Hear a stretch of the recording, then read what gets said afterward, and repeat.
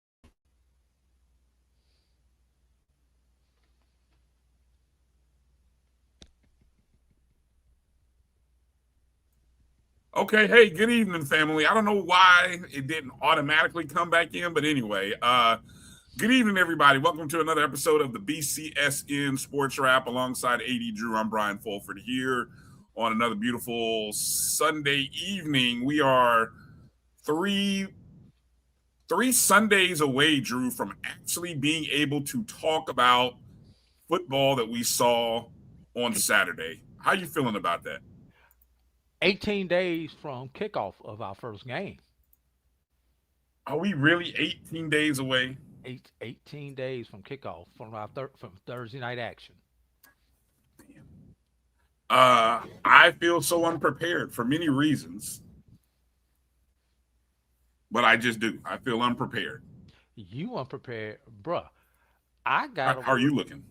Bruh. Don't forget, I got not only Morehouse stuff that I've got to get out, but I have BX SWAC that I have to get out also. I'm gonna say a prayer. I don't know how you doing it all. But... Next 21 days, it's gonna be a lot of long 14, 16, 18-hour days. Hey, did you notice that Google Chrome did some updates? Have you noticed? Actually, I did not even use Google today. Okay. What do you usually use? No, I have not been on the internet today to use Google. I did all my show stuff yesterday, my show prep, so I really have not had to go on Google today. And the couple of websites that I have been on, the tabs are already open on my computer. So I have not actually done a Google search today. Right. Well, maybe some of you guys in the chat. Hello to everybody in the chat, by the way. Thanks for getting in early and, being there. Emmett Jones, Blue Jacket for Life, Walter Harley. He must have got excited and saw that we were talking about Division II today. So, but he always represents the Livingstone College Blue Bears. Shout out to Livingstone. One of my former students actually runs track at Livingstone. Young man from out of Orlando. His father is our high school football coach, and he loves the HBCU experience, Walter. So he loves Livingstone. I thought he was going to transfer, but it sounds like he's in. He pledged recently up there, so he's all in. So shout out to Livingstone. Just want to let you know. But shout out to Mary 305. What's that? You mind sharing what he pledged? Because I'm pretty sure he pledged. I think he pledged Alpha. Yeah, Alpha was in his family. His mother's an AKA, and I think he has an uncle. He has some uncles who are out. His father's not a member, but he's got some other family. So yeah, that's what he pledged. I didn't even know that. He just happened, we were just talking back in the spring when he came home and he was talking about it. But he loves Livingstone, so I just wanted to share that with Walter. Mary 305, thanks for being a JBN subscriber. Yeah, Mary, I don't know if you saw my message. She pointed out her daughter was part of the Be Out Day in Atlanta, and all I just saw was a mass of people, and she was pointing. She was like, "Yeah, my daughter is this." I was like, "Mary, who? Where? I don't see it. All I see is a mass of people." I was like, "What's the time? What's the time stamp? What's she wearing? A little more specifically." So, I don't know if you saw my message, Mary, but You know, mamas and daddies can always pick out their kids. yeah, exactly. I wish I would be. I'm telling you what, that was a great girl. I think I'm gonna have to talk to the O&G guys, and maybe if we get our budgets right for next year, maybe we'll do a show live from the ATL Be Out Day. But it looked swole. That's all I'm gonna say. So yeah, it looked really swole. So shout out to a few other people I see in there. Karen Griffin joining us. Cedric Walker checking in. Good to see you. Thanks for checking in. Let's see. Uh, oh, okay. Is that what it is, Edwin? My petty bag is full. Come on now. My petty bag stays on the shoulder, Edwin. So it's always ready. Sly, the sports guy, checking in. Good to see you, Sly.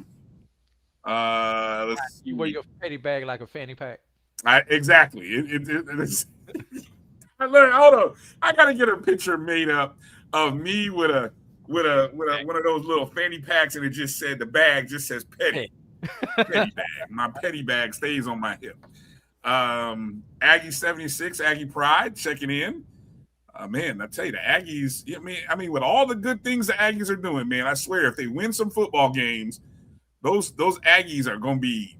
We ain't even. They're not gonna know how to act this year. All they got to do is win some football games. They're doing everything else right. Selling season tickets, homecoming sell out in like fast. It sold out faster than a Chris Brown concert. I mean, man, I tell you what. that's fast. Yeah, that's fast. Exactly. Let's see who else is in there. RB Parker, good to see you. Thanks for checking in. Blue Jacket for Life. Jeff Roberts, another Aggie in the building. There you go. See, he said nose. He saw me at SWAC Media Day. It was on. It was on. But yeah, good stuff, man. Appreciate everybody for checking in. Got to give a shout out to Charles Bishop. It's his birthday. I don't think I gave him a shout out in our private group, but I will give a personal shout out right here on the air. Maybe Charles is watching, but if not, you guys know how to hit up Charles on Facebook or on. I don't know if he's really active on Twitter. I see Charles on Instagram every now and then. But if you know Charles Bishop, if you see him out there, hit him up. Let him know happy birthday. Um, the one of the professors, of course, of Dr. Cavill's inside the HBCU Sports Lab. So yeah, shout out to CB on that one. All right. It was Uh, Charles' birthday, but Doc went out, flew out the country. You go figure that. well, I mean, look, he probably invited Charles, but Charles was like, man, I gotta be locked in. I probably got some things to do around the house before football season comes, and he just becomes unavailable every weekend. So, you know, married life. I don't know. It's a different game. For me, I just get up and go when I want to go. I just need to, you know, just yeah. I'll leave it at that. But anyway, okay. So let me see what else is going on. Wherever that is. Yeah, where is that? Where is that? Edwin, And put us down. what kind of seafood is it? Yeah, let us know. You know what I would like to do, Drew, and I think what we need to do is we need to compile a list of the best spots to eat at in the SWAC on the road, because we're on 3 weeks away. 3 weeks away. There's going to be some some places. Your people are going to be traveling over the next 3 months. Okay, Four. let's do it for all conferences. Everybody put your suggestions in for when we visit your school. Be it you're in the SWAC, CIAA, SIAC, BAC.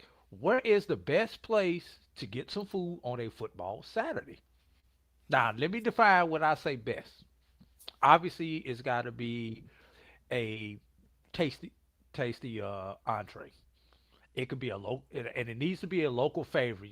I don't need any type of chain restaurants. And service and price have to be a part of it. So you want to do like the what's the deal? We do the dollar sign. Is it a $2 sign, $3 sign, or $4 sign? Now Now, you got to put the little menu side, the fork and the knife. well, here's what I would say: $2 sign. Like if you put like $2 up, like a $2 sign, that means you can spend $10 to $20 and eat really good. It's probably somewhere that you got to go get something to go because there's really no place to sit down, right? Right. That would be a $2 sign spot. Now, a $3 sign spot would be you're probably going to spend at minimum $20. You're going to be able to sit down.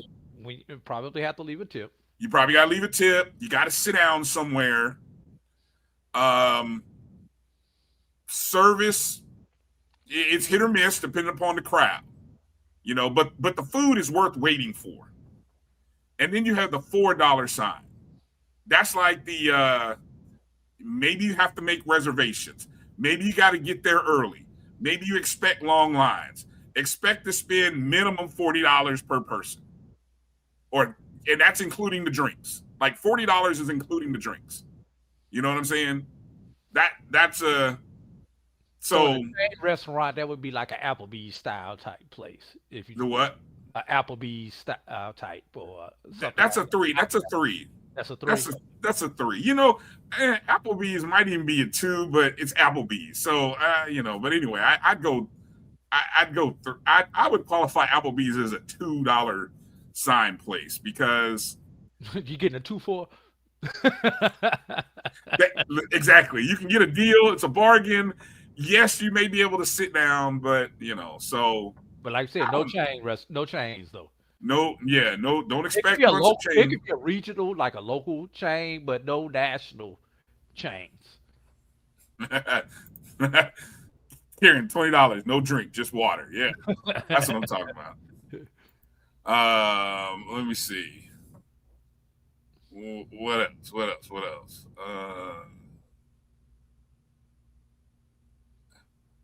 I gotta check the price points.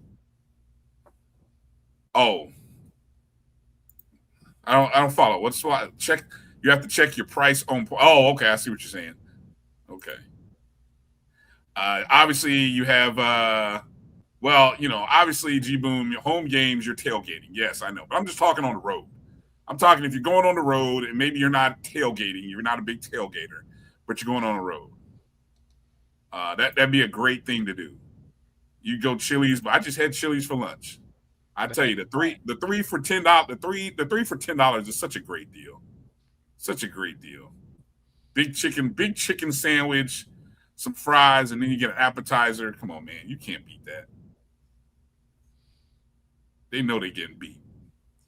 And then I was just peeping the Red Lobster. Look, we're talking food now. This segment. I just peeped I just saw an Instagram ad about Red Lobster deals.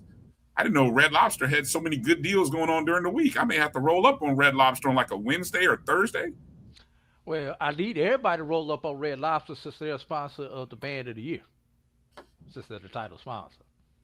All right. Sometime during football season, you got to roll up on a Red Lobster for me. And let us know about it. So I can pass word on to John.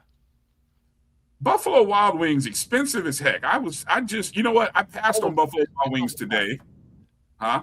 Buffalo Wild Wings is overpriced. I think so too. Yeah. I think so too. Again, I went to Chili's for lunch and I was in the Buffalo Wild Wings parking lot looking at the prices and realized I didn't have enough points. And then their point system, reward system is out of whack too. Like, it was like, you wanted me to use up all my points to get this free meal? I'm like, yeah, anyway. Probably because it was a Friday or Saturday. Yeah, Buffalo Wild Wings is the place to go on like a Tuesday.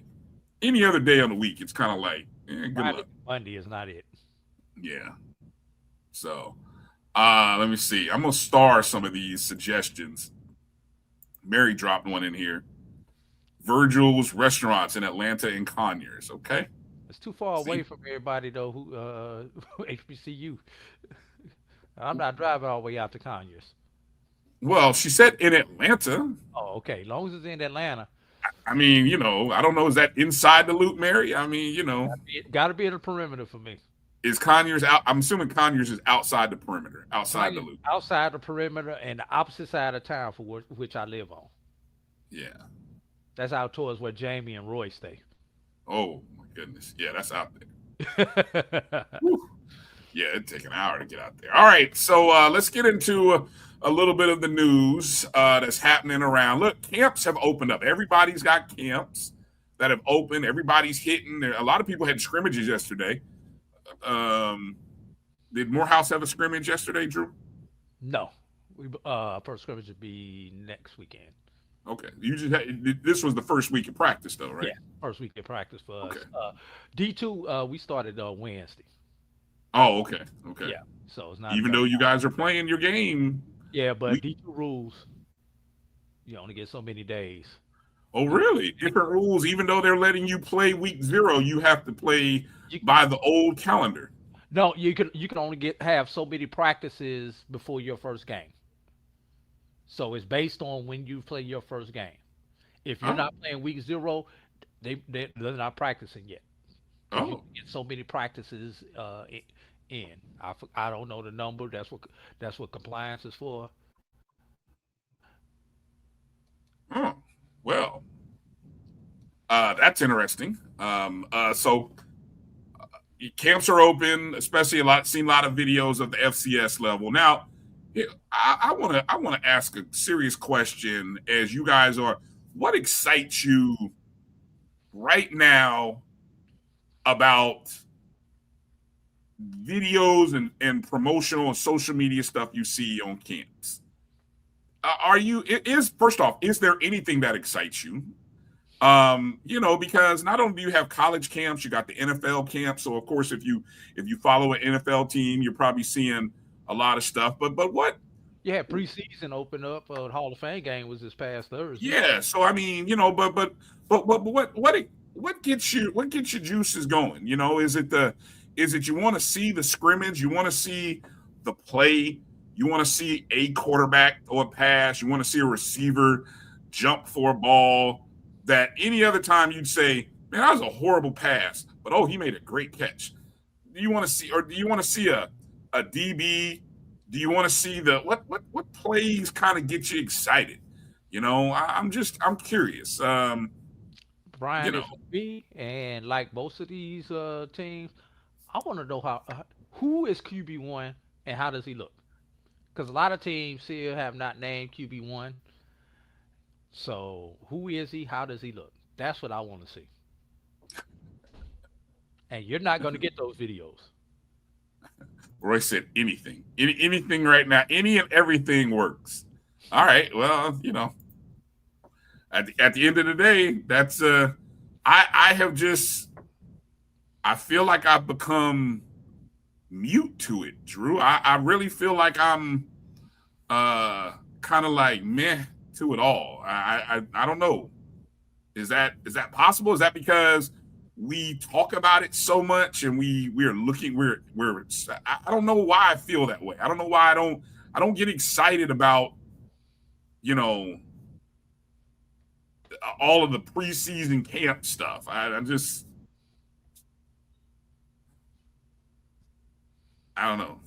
But anyway, so I'd love to see what you guys are hearing out there. Any interesting quarterback battles that you guys are hearing about it?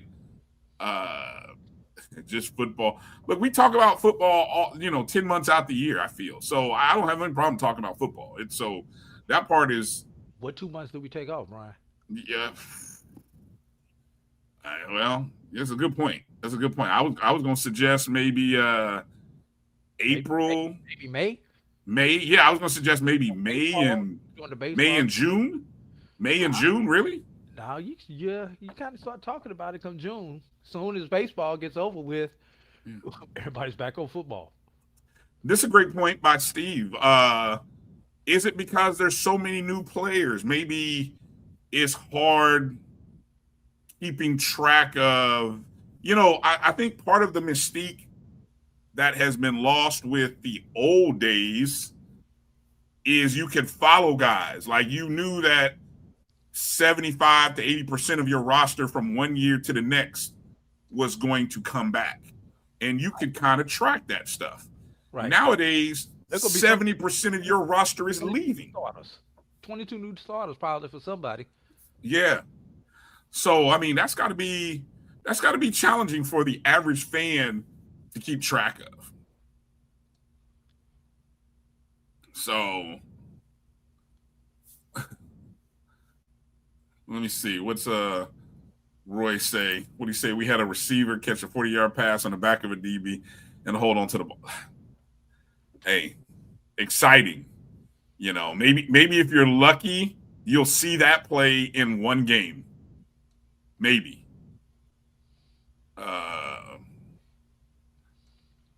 Emmett said NFL games are fool's gold.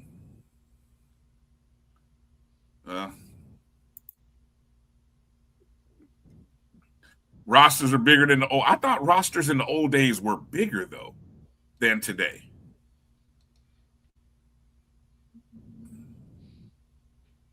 Because remember, you could stack gray shirts on top of red shirts.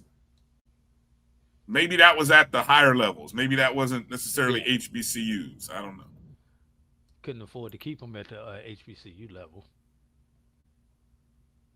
The next football season starts a week after the champion at the national championship. No time for off season. I tell you.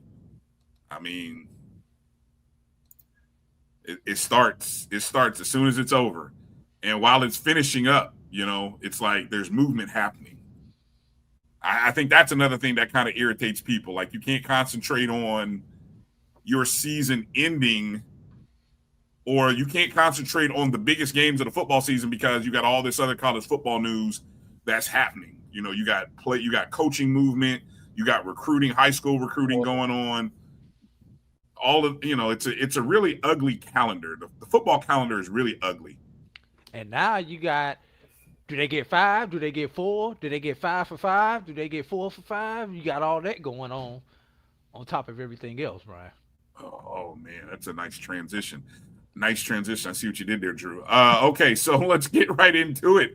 As Drew just hinted there, 5 for 5 is coming to a Division II near you. On what day was the 5th? That was just a few days ago. Was that Thursday?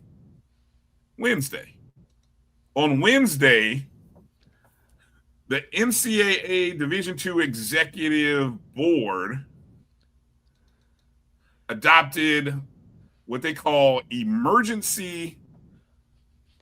Let me pull my notes out here. Emergency legislation, creating a new age-based 5-year eligibility period, effective immediately. Now, didn't we just had this spring up for Division I, didn't we? It is an exact carbon copy of the initial ruling on the Division I level. Beautiful. Okay. So now should the not division be anything new to anybody except it now applies to D2. But keep going, Brian. Right. So the change from the Division II system was 4 seasons of competition within 10 semesters or 15 quarters of full-time enrollment. So obviously 10 semesters would really be like 5 years. So really, similar to what you had, right? Yes. 10 semesters of 15 quarters, yes. Yeah, so under the new model, the 5-year clock begins at the earlier of 2 things: the student athlete's initial full-time enrollment at any college or university, including junior colleges and international institutions, or number 2, the beginning of the regular academic year following the athlete's 19th birthday. So the clock is a continuously running clock. So it doesn't matter if you sit out, it doesn't stop. If you transfer, it doesn't stop.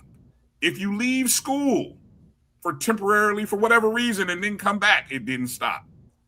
So it sounds like, Drew, the NCAA is eliminating the concepts from the seasons of competition limitations, the traditional red shirts, the 10-semester, 15-quarter rule, medical hardships, extension of eligibility waivers, season of competition, all that stuff the NCAA is getting rid of. Yeah? Yeah. Except there's three exceptions still. Uh Pregnancy, military, and religious missions. Those are the three exceptions. Yeah. Um, Now, there is, what is this? This is interesting here for the Zach brings up here. Um, how Ivy League handles this. Now, a fifth-year Ivy League players look, I tell you, a player could graduate from an Ivy League school, and then you'd be eligible to play your fifth year somewhere, I guess. Brian, if I'm going to an Ivy League school, I'm not transferring to play ball. You probably got. Most people are You trying probably got. to an Ivy League school to get to grad school. You probably got something better going on, right? Exactly. I would imagine. Okay, so And also, we talked about this on the Division II level. You know, there are a lot of colleges on the Division II level who are still 4-year only institutions. mm, So that's going to be a change of how things are done at those institutions, including my institution where I work, Miles College. Benedict does have limited graduate programs, but places where you don't have graduate programs. There's well, but you can also get a secondary bachelor's, though, Drew. you could get a second bachelor's or Yeah. something along those lines, but unless it's uh like business administration and poli sci, which kind of go together or something like that, it might be kind of tough on See, that. Drew, I knew it wasn't. I knew it wasn't just me. Thank you, Karen. Karen even said your audio is low. I knew it wasn't just me. I was. I thought it was me, or I thought we had fixed it. Thank you, Karen, for seeing that, recognizing that. Sly. No, I'm sorry. You don't get that. If you do that, Sly, you don't get to take a year off Okay. because you got someone pregnant. Sorry. Oh, let me log out and log right back in. Hold on. Brian. You just sounded better. You sounded better there. Do I Do it sound again. better? Huh? Do I sound better? I don't know. Let I me thought you let me did for a log out. second. Well, That's because I put the microphone right here, and I'm well, not there gonna it hold is. this microphone for the No, whole show. can't you move it? Shift it? No, it's not. It's gonna slide back out. So let me log out and try to log back in. That's what she said. Oh, hey now. All right. No, come on now. Log out. Well, why don't I do this? If that's the case, So, all right, I don't want to. I'll stay. I'm gonna try to. No. You sound. See, now you sound good. Give me a thumbs up in the chat if Drew's audio sounds good. Drew, you sound good. You sound good. Okay.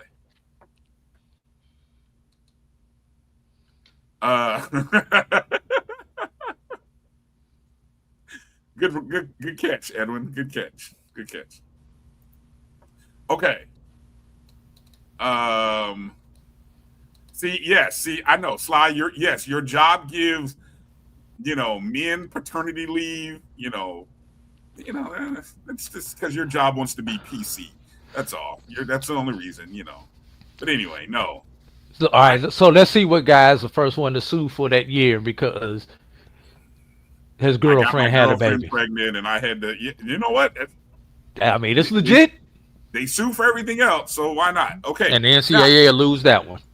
Yeah. Now here's some. I found this kind of interesting as I was reading over this. Right, the distinction. Okay, this has been widely described as a 5 years of eligibility or the 5-for-5 rule, but the NCAA itself says that description is not completely accurate. Okay, I mean we talked about the exemptions.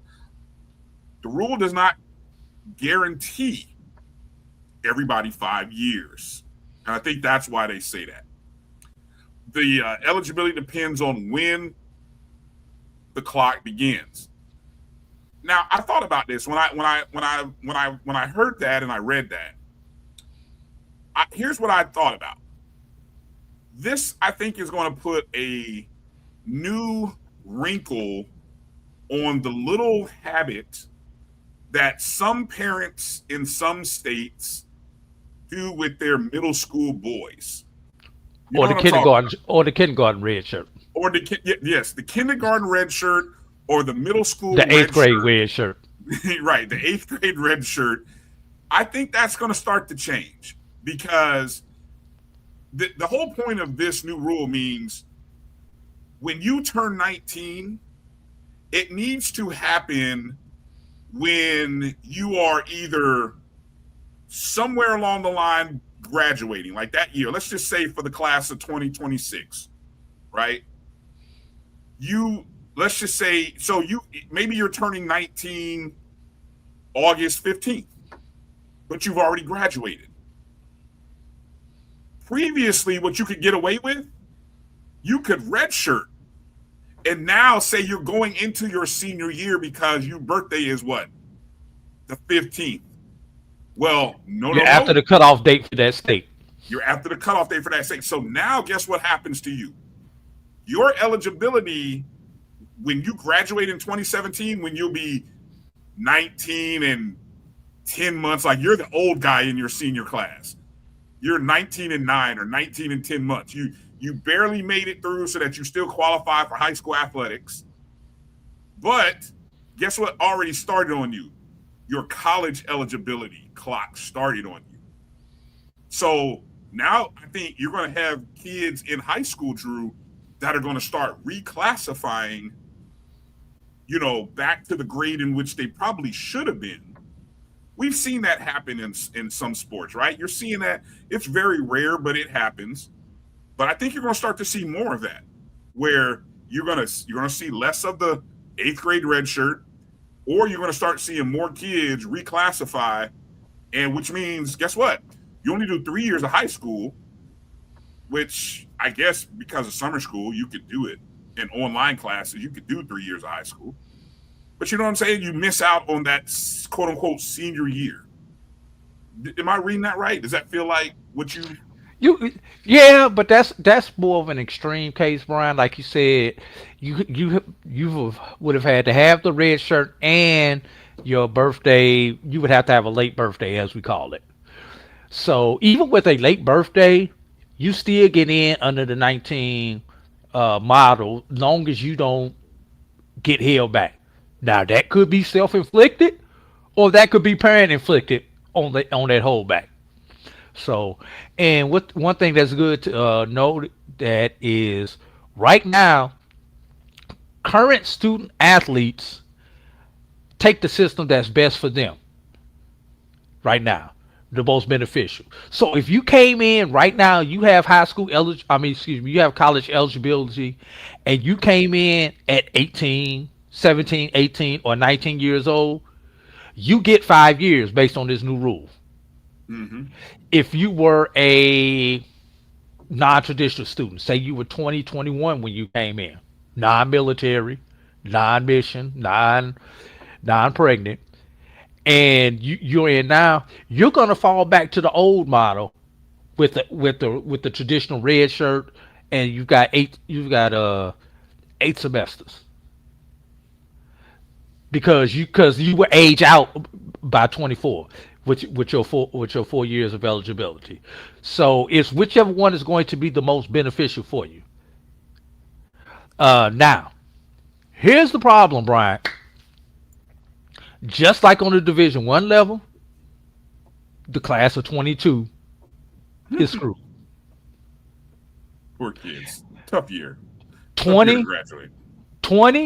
and 21, they got a COVID year. Mm-hmm. 23 and beyond now have the 5th year option because of this rule. 22, since they exhausted their eligibility this year before the ruling came out, or screwed. Now, it's gonna be interesting to sit back and watch this. Do the current lawsuits that are out there for the class of 22 for the Division 1 players, since this rule mirrors the Division 1 rule, do they get included in that class action? Or will there be a new class action where 2022 players file a class action at the Division 2 for the Division 2 level in a state that is going to obviously going to favor them? Mm. Well, if I recall at the Division 1 level, right, and if I recall the ruling that Judge whatever her name is brought up, and we talked about this last The one in week, Colorado. right? If it's this really only affects the kids who did 4 and 4. Now, if you, again, I think I said this last week, if you were fortunate enough to go 4 years of college athletics without any injury, without any red shirt, I would think you're pretty fortunate and probably pretty blessed, and you probably already got at least a bachelor's degree of some sort. Now, I know you don't get to make another whatever you made in NIL money, if anything. But We guess talking what? Division 2, Brian. This Okay, NIL so is not a big. all right, so even my point even serves I think my point hits home even bigger here at Division 2 level, but I still feel the same way about Division 1. You were fortunate enough, you did the 4 and 4. You played 4 and 4. You didn't have the red shirt. Move forward with your life. Young man, young woman, move forward. You had a good thing. Again, Okay. it's only greed that wants you to stay around for a 5th year. I think, honestly, I feel like it's only greed, because if the NIL didn't exist, would you really, you played 4 Brian, and 4? hold up, Brian. What if you're still around for academic purposes? Your school offers a master's, and you were staying for the master's degree anyway. Number one. Okay. That's Number fair. two, you may be a double major who need that extra year for your major, or you may have. Hell, Brian, we was in SBI. How I'm many of all us for actually? academic considerations. How many of us actually finished in 4 years?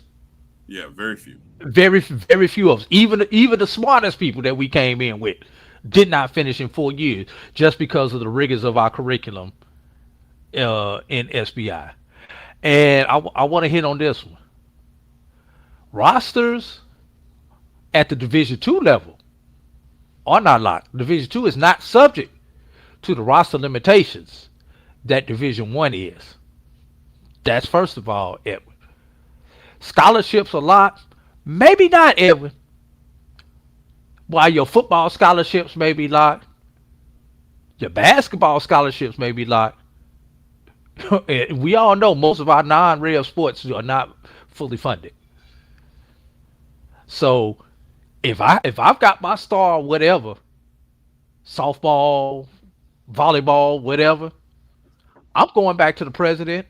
I'm going to financial aid. Like, we need to transfer some money, because by rule we still have a scholarship available. Okay. Especially Again, if play if it, we're talking did academic right purposes, by my I don't school. see. I can't see any school. Well, let me not speak for a school. I mean, Jesus, but I would be in support of any student getting that extra year, especially if you're pursuing those academic things that you spoke of, Drew. But I don't think all of the cases we're hearing or the lawsuits that are out there are about Yeah.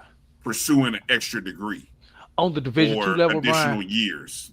on the Division 2 level, if I'm already in school because I need another semester to finish up, or possibly a year, if I could play ball and you could give me some money, because now I'm probably paying for most of this out my pocket now, and I still have the passion for the game, and I'm still in shape or I could get back in shape quickly because I still been playing ball this summer. Why not, Bryan? Why not? I'm already on campus. Heck, I was already gonna be a student assistant or whatever for the whatever team. Now I actually get to play for one more year. I was probably a student assistant, and you got me on some type of money to help me out so I can graduate and keep our graduation numbers up. You just convert that over to a scholarship. Okay, so let's talk about this as it relates to this 5 and 5. How is this going to affect? How do you think this is going to affect roster management, roster development in the SIC and the CIAA, Drew?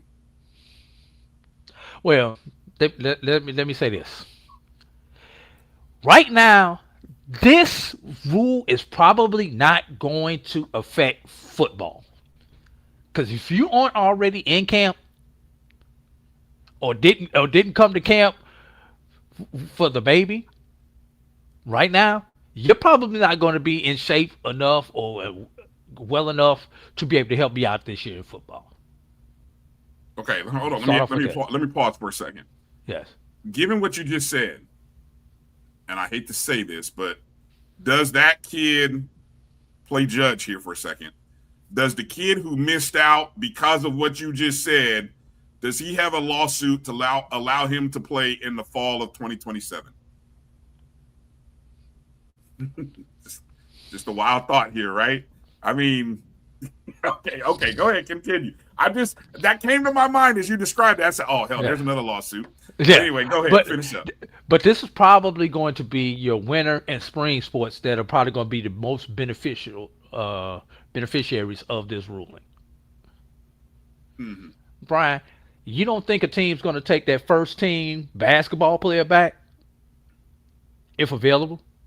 You're going to find a roster spot for him.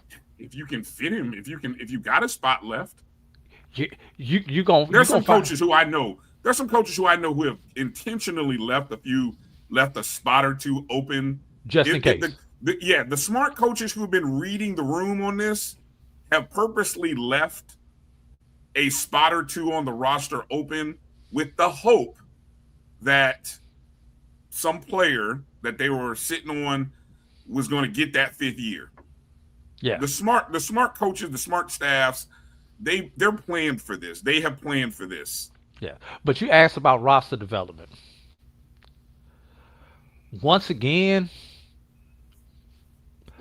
I think ultimately this may hurt the high school player initially. Because now that's one less spot. Because you may have, let's just take football rosters, Bryan. In a typical year, you probably lose 20 to matriculation on a football roster. We're not talking portal. We're not talking everything else. We just talking about you have exhausted your 4 years of eligibility. Would you say that's a fair and accurate number, Bryan? Yeah. Oh, okay. Let's say half of those come back. 10 decide to stay for that 5th year. Mm-hmm. That's 10 spots right there already off of your roster. Now, if I'm a coach, am I going to the portal or not? I'd rather keep the 10 that I have, and I know what I have, than take a chance on the portal.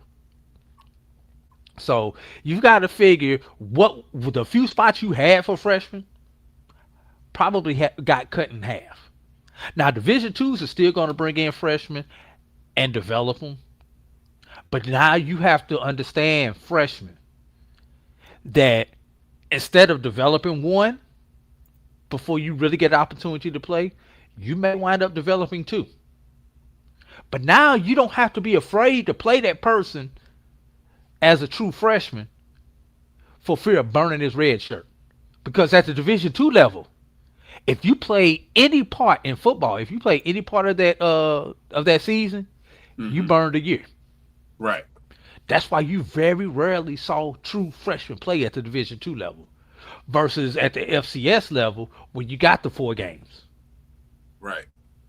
So now the ones who make the cut, you're gonna see them get more action because I could get you in games. I could get you in that blowout game. I could get you in when the person in front of you or the two people in front of you go down in the same game and not have to worry about wasting a year because that year is toast anyway, whether you play or whether you don't play. So for the ones who make the team, I think you're going to see a lot. You're going to see them with opportunities to play more. But yes, it will be tougher for them to get in, especially initially, because coaches are still having to figure this out. Compliance officers having to figure this out. Hell, they just got this ruling last week. They don't know what the hell going on, and then depending on these lawsuits, they'll have one ruling today, and 3 days from now it'll be something different. At the end of the day, I still like this ruling. Well, I like it from the standpoint of we're trying to keep collegiate athletics within a certain age range. Now, I know regular students don't graduate in 4 years. Most students don't. Some people still do. A lot of people don't. A lot of people start school a little bit later, maybe after a year or two. Um, Maybe they come from an associate's program, a community college, junior college, whatever you want to call it, and they, took them 2 or 3 years to maybe get to the 4-year university, right? But I still like in terms of playing college athletics. This is a window between your 18 to 24-year-old window. And I really feel like that's what they're trying to do. Now, yes, there are going to be exemptions, but for 95% of the players are going to fall within that 18 to 23, 24 range, Drew. I really and that's not bad. Yeah. Let me tell you something else that's going to be interesting with this, Brian. Now you can go do your 2 years at a JUCO, Yeah, and you still get 3 years. Yes. At the big boy level. Yes. At least 3 years. Depending on how this plays out, you may get up until you're 24, which means you may get 4 years. We haven't heard a ruling on that yet. How does JUCO eligibility affect this? Because if I'm 18 when I graduate high school, I do 2 years of JUCO. Do I still get 4 years? Or do I get 3 because it's a cap of 5? That's something I want to. It's supposed to be. I thought we just read it. It's a 5-year roll. It's a 5-year window. Period. Yes, but the thing that still has not been resolved is, do your years at JUCO count against your NCAA clock? That still has not been resolved. That was a 1 year. That was a 1 year rule. It's the 19. It's the 8, and see that would be where the age limit comes in. Right, which means you could possibly get 4 years if I play JUCO 18 to 20. Yeah. Now you get 4 years. Yeah. Okay, but like I say, that has not that still has not been clarified as far as does the 2 JUCO years come off of that 5? I thought it said, but now here's the other one. Does this allow for more D1 bounce backs to the D2 level? I was 3rd string at said P5, P4 school, autonomous 2. I now have an extra year. Do I go to a D2 and play and start on that masters?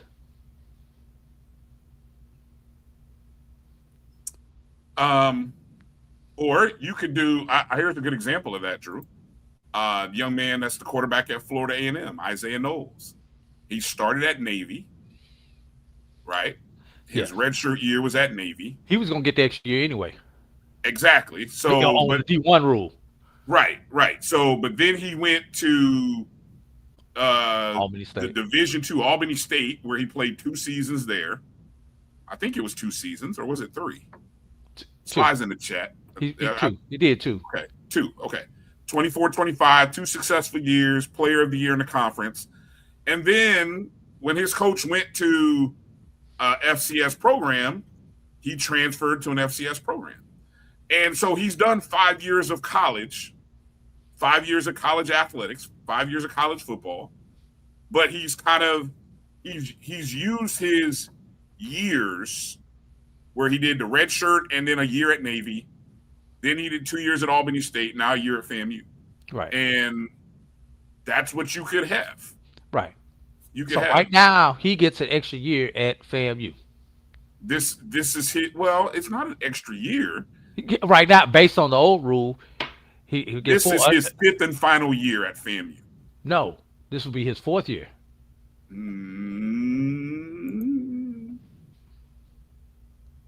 This is his 4th year of playing. This is his 8th semester. This will be his 7th and 8th semester right here.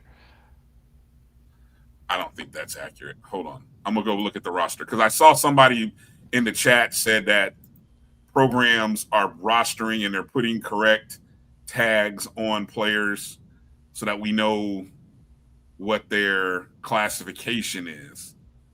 I just want to look and see on the roster, is there anything of such? I just got a clarification from somebody, Brian. Talk to me. What does it say? It was on the JUCO rule. Yeah, it was an injunction. I might have misstated that, but it was a 1-year injunction. So as of right now, you get 5 total. So if you use your 2, if you use 2 at JUCO, you only get 3. Right now, that's the way it reads right now. They may change that interpretation, which it wouldn't surprise me if they do. But right now, you get a total of 5. All right, I'm pretty sure Knowles this is his last ride. We'll say that for Wednesday. Say that one for Wednesday. Again, I was just using him as the example in the case. Okay. I wanted to hit. Was there one? I know there was one other talking point that I wanted to mention. I think that was still out there regarding this new 5 for 5.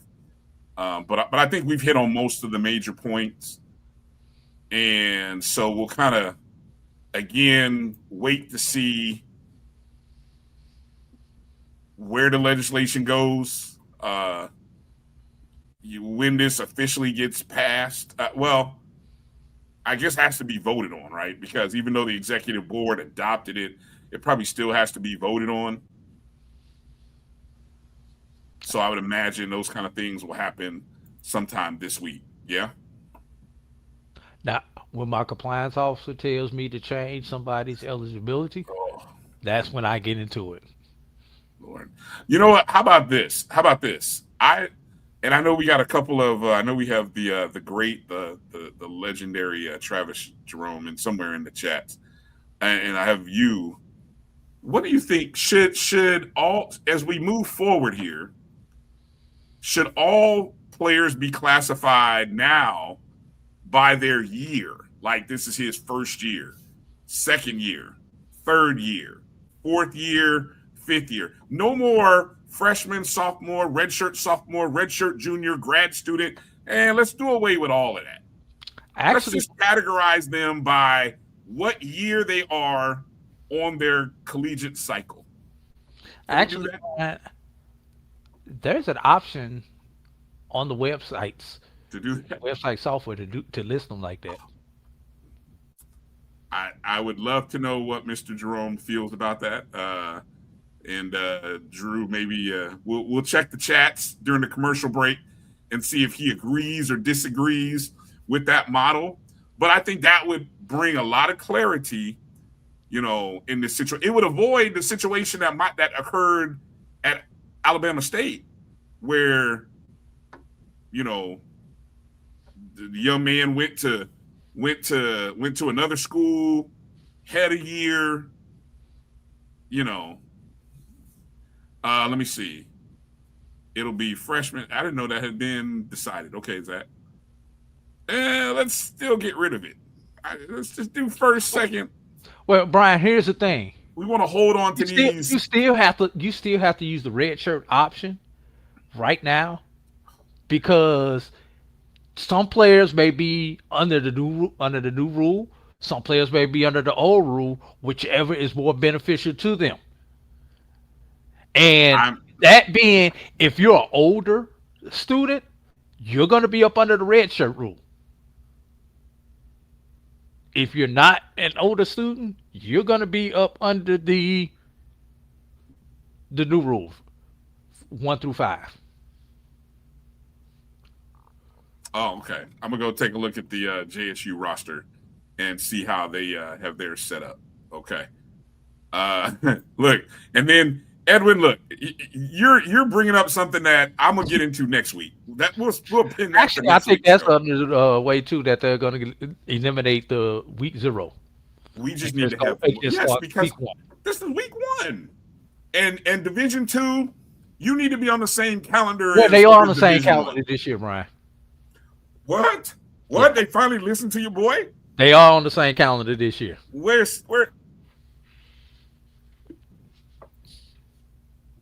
I'm all choked up now. Where's Steve at?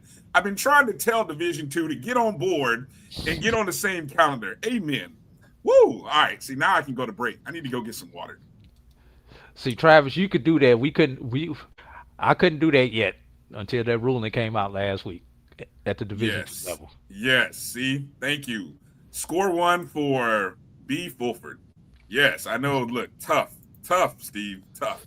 Look, Steve hates it. I love it.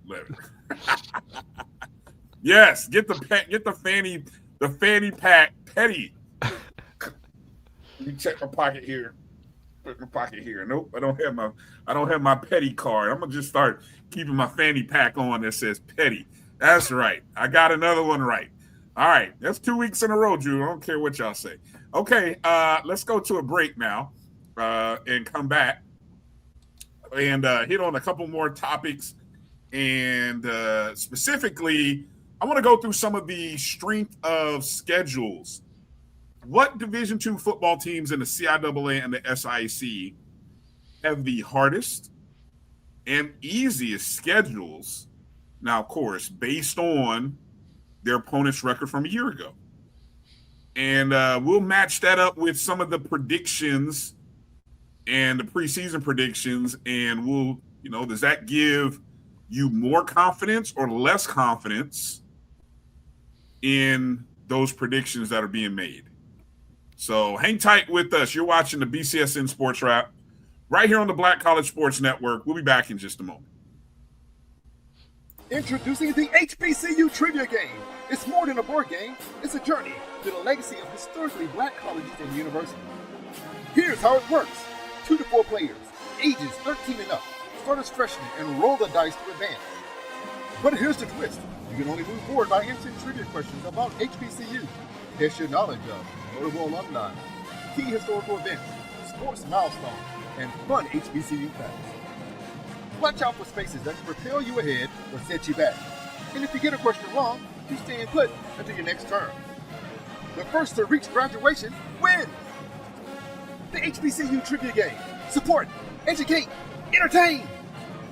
Available now. Let the journey begin.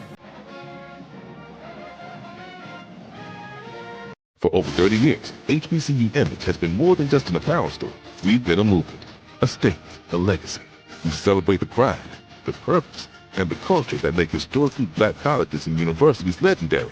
Whether you're a student or a lifelong supporter, our gear lets you wear your HBCU story with confidence and style. Because when you wear HBCU Image, you're not just wearing clothes. You're wearing culture. You're wearing pride.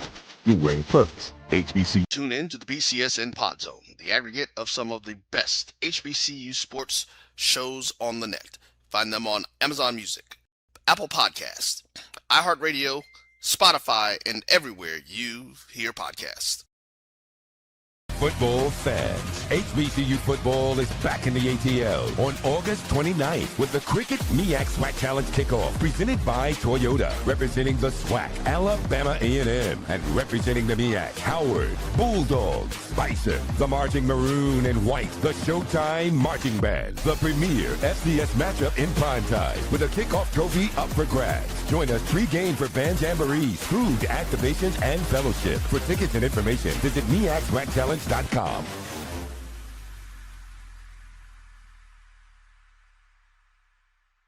Register your business for the premier urban business directory in the country, the Urban Passport. Visit myjbn.com/passport. The Urban Passport, the evolution of the Green Book. You're looking for the latest information on Southern University sports, the Southwestern Athletic Conference, and HBCU athletics. There's only one place to go. Tune in to the Carlos Brown Show, exclusively on the Black College Sports Network. It's Orange Blossom Classic. South Carolina State Bulldogs versus the FAMU Rattlers. September 6th, Labor Day weekend, Hard Rock Stadium in Miami Gardens, Florida. You don't just want to watch it, you want to feel it. The sound of the bands, the energy in the stands, and the pride on every play. Get your tickets now at orangeblossomclassic.com. Built on history, fueled by pride.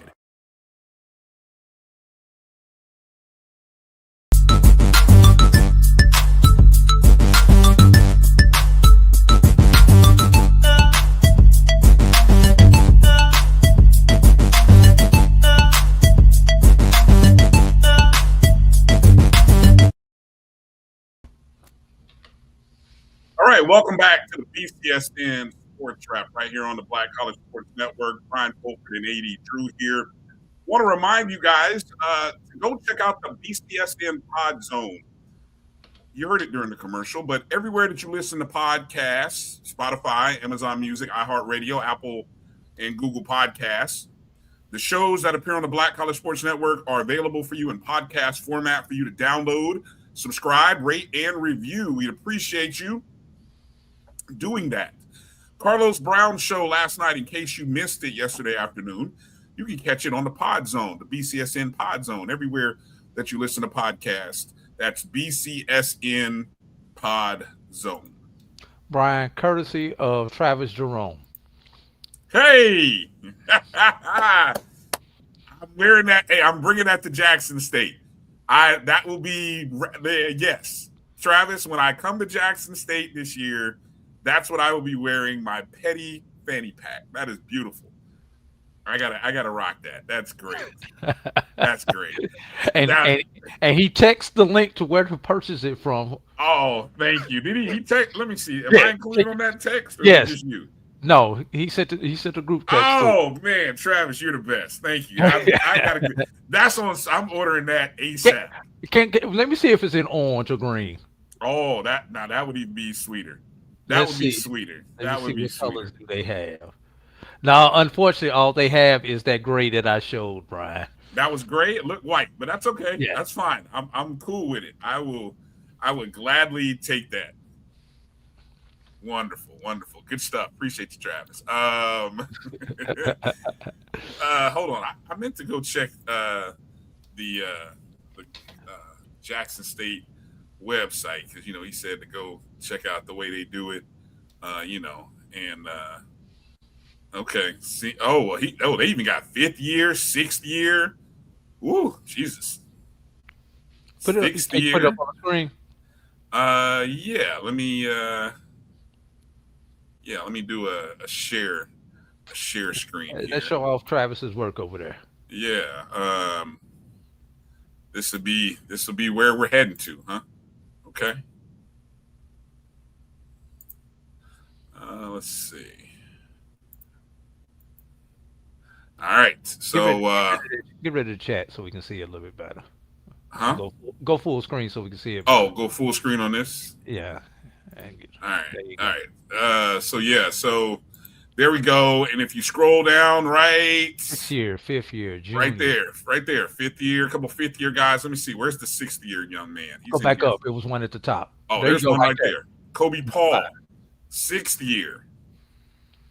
5th year, senior. Okay. So, this is helpful. This can, this will tell you how many guys. And so far I've only seen 2. Just scrolling through the roster here. Yes. A lot of fifth year guys. Okay, So I'm assuming you don't do traditional grad, even if they are grad student, Travis. Well, Luther North High School, St. Louis, Missouri. There you go. Yeah. School means a lot to me. Well, there we go. I do think what I do like though is you're keeping it year based. I mean, let's keep it real. Do we really need to know if the kid is in grad school or not? I was just curious. No. I on that. Yeah, I mean, I don't really care personally, but and then if you use both grad and fifth year, how would somebody feel like he's a fifth year undergrad? Which we know there are plenty of them. There are plenty of fifth year because I know I was a super senior. Matter of fact, I was a super duper senior by the time I got out. Is that what they call? Yeah, that's right. What they called it. I had no shame. I had no shame in saying after 5 is super duper. 6. I can hold my head high and say it took me 6, but I did an internship during the fall semester. So there you go. So good. Clarification. Okay, good. And he said, as far as the grad, not anymore. They don't list them as grads. Beautiful. So 6th year means they got a waiver. I love it. I love it. Let's all go to that. Let's go to that. Let's get more SIDs to follow this model. And so now I'm going to be as I comb rosters, I'm going to be asking that question. And now I got to go adjust my whole roster. There you go, Drew. That's what I like. No, okay. I don't. Huh? I don't. Well, life comes at you fast. Life's a bitch, and then you work and do it. Let's go before we talk about that Title III story. Let's jump over real quick to the MEAC. A couple of talking points here regarding the Mid-Eastern Athletic Conference. The first thing that I gotta find it here. I got okay. The one thing hold up. EA, you know you're wrong for that. I'm not even looking. What did he say? Wow. Oh man, you go look. I'm not. I got enough hate mail in my Twitter inbox from Alabama A&M fan. I'm good. There you go. And plus, I like Quad Brown, so there you go. See, there you go. RB Parker. That's what it says. Starter. Okay, there you go. I'm gonna let you and EA, chat it out. I'm not getting into that. You're not gonna get me in that one, EA. I'm sorry. Now it's time for the petty jokes. Not today. Okay. The first piece of news from the Mid-Eastern Athletic Conference that I wanted to make mention of, Drew, is why do you give me a link? Okay. Well, it had to do with a tweet that I saw, but the story links me right to, I think, what's part of our story, that the MEAC the Mid-Eastern Athletic Conference announced that Commissioner Sonia Steele agreed to a 5-year contract extension, continuing her leadership of the conference through 2031. Together, we will continue building opportunities for our student athletes, strengthening our member institutions, and shaping the future of HBCU athletics. Interesting date there, Drew. 2031 kind of falls in line with a lot of things happening for the MEAC. Television, ESPN deal specifically, ESPN stuff, all centered around 2031. Now, I will ask this question because I know there are people asking it. Is this giving Sonia Steele's, of all the great things that she's done, right? But let's just keep it real here. One of the things that we haven't seen is the additions of what do you need? At least 2 more football. I don't even think it matters these days, Drew, but let's just theoretically say 2 more football playing schools. Is 2031, which this is 26, so we're talking 5 years. 5 years. Is this giving Sonia Steele a 5-year window to find new members for the Mid-Eastern Athletic Conference, or at least new members to play football in the MEAC? Brian, I think everybody's missing the boat. Okay. While yes, we want to see additional football playing members in the Mid-Eastern Athletic Conference, what you need more than 2 football playing members to come in, or 2 baseball playing members. Because remember, the MEAC lost their automatic bid to the NCAA tournament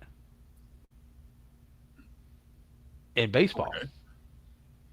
Because there were only 4 baseball institutions left. Norfolk State, Delaware State. Let's see, it was Norfolk, Delaware. North Carolina Central. No. North Carolina Central. But Central no, did have a baseball. They dropped. That was one of the dev centers. Norfolk State, Delaware State, I believe Coppin and Eastern Shore are the 4 teams that have baseball. So are you basically saying what's a higher priority, baseball or football? Well, baseball football versus 2 football. Well, football is always going to be the top bill and everything. I think that the conference really needs to concentrate on getting baseball back, because Lawrence hit it right on the head. Our baseball teams have not done well in the NEC. None of those MEAC teams have finished above 500 in the NEC since joining the NEC as associate members. So when you're talking about those football playing institutions, Brian, they also need to have baseball teams.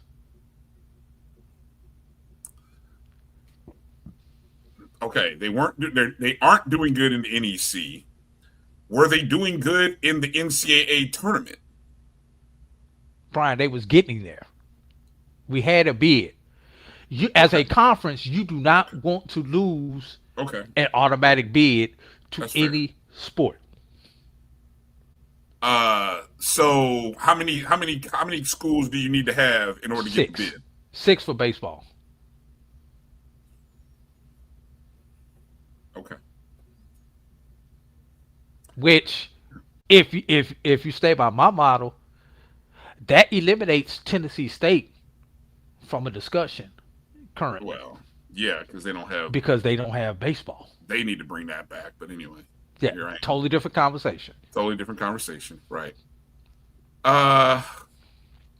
So yeah, that's an interesting dilemma. Go ahead. No. Go ahead. I think you brought up a good point there. What is? Well, maybe I'll put that in the chat. What is a higher priority over the next 5 years for Commissioner Stills? Add 2 football programs. Add 2 baseball programs. Correct. Oh, I like that. Let me see if I can add that to the chat. I like that. Yeah. Now, while she has not been able to add, what she has been able to do is stabilize the conference. Because if you look around FCS, those schools, the other conferences are losing members. The SWAC, since the migration of Florida A&M and that exodus in 2020, the MEAC and the SWAC are probably the 2 most stable FCS conferences out there. Okay. Let's give her that credit. Yeah. She's increased the media rights deal. It's not SWAC-like, but it's better than it was. So, she does a lot of good things, and I like the direction of the MEAC. And think about it, Brian. One of the biggest money makers, the Cricket MEAC SWAC Challenge presented by Toyota, and the Cricket Celebration Bowl presented by Toyota that slice of the pie for an institution joining the MEAC is going to be better than that slice of the pie for an institution joining the SWAC. Should the SWAC also decide to expand? Okay.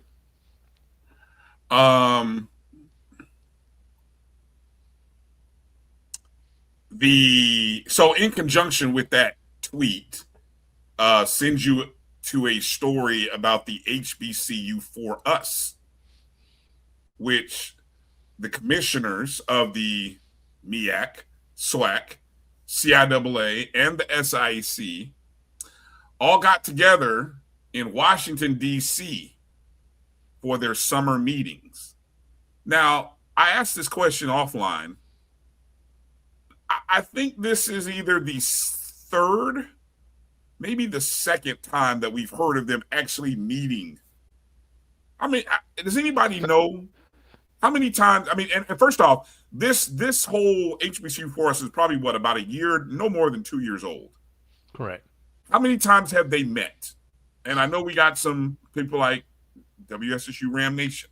How many times have the conference leaders met face to face? You know, and I imagine meeting face to face is probably better than a Zoom, but obviously you can meet in a Zoom. But you know, how many times have they gotten together to actually meet?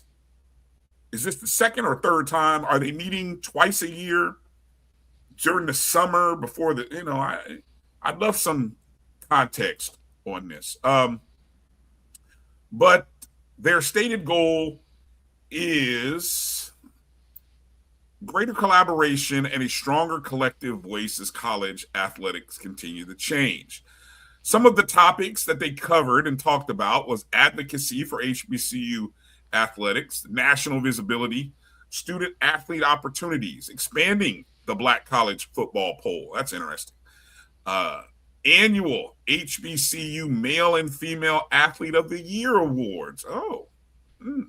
Women's flag football, which right now, let me see. Which are the conferences that have flag football, Drew? CIAA and MEAC. Okay.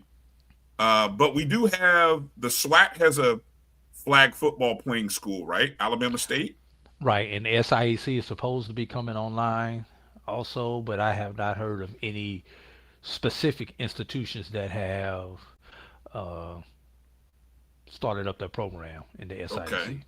Okay. The HBCU NBA All-Star activities.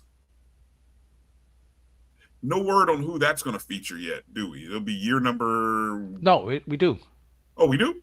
Who's Yes. that going to feature? It's A&T in Hampton this year. Oh, that's right. That's right. Yeah. Okay. That'll be year number 5, correct? Right. So then it'll probably cycle back around again. Okay, because they have gone to all everybody. 4 conferences, and now the 2 of the independents. Sorry, Tennessee State.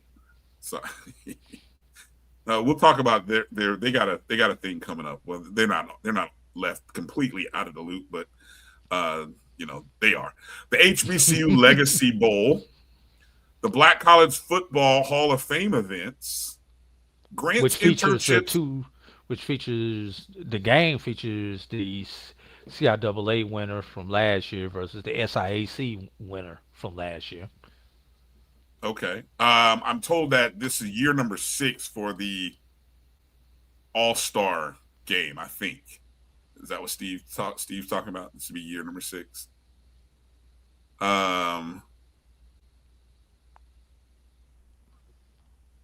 Okay, Doc chimed in with a little clarification. I see you put that up. Okay. And then grants, internships, facilities, and officiating. Okay. So,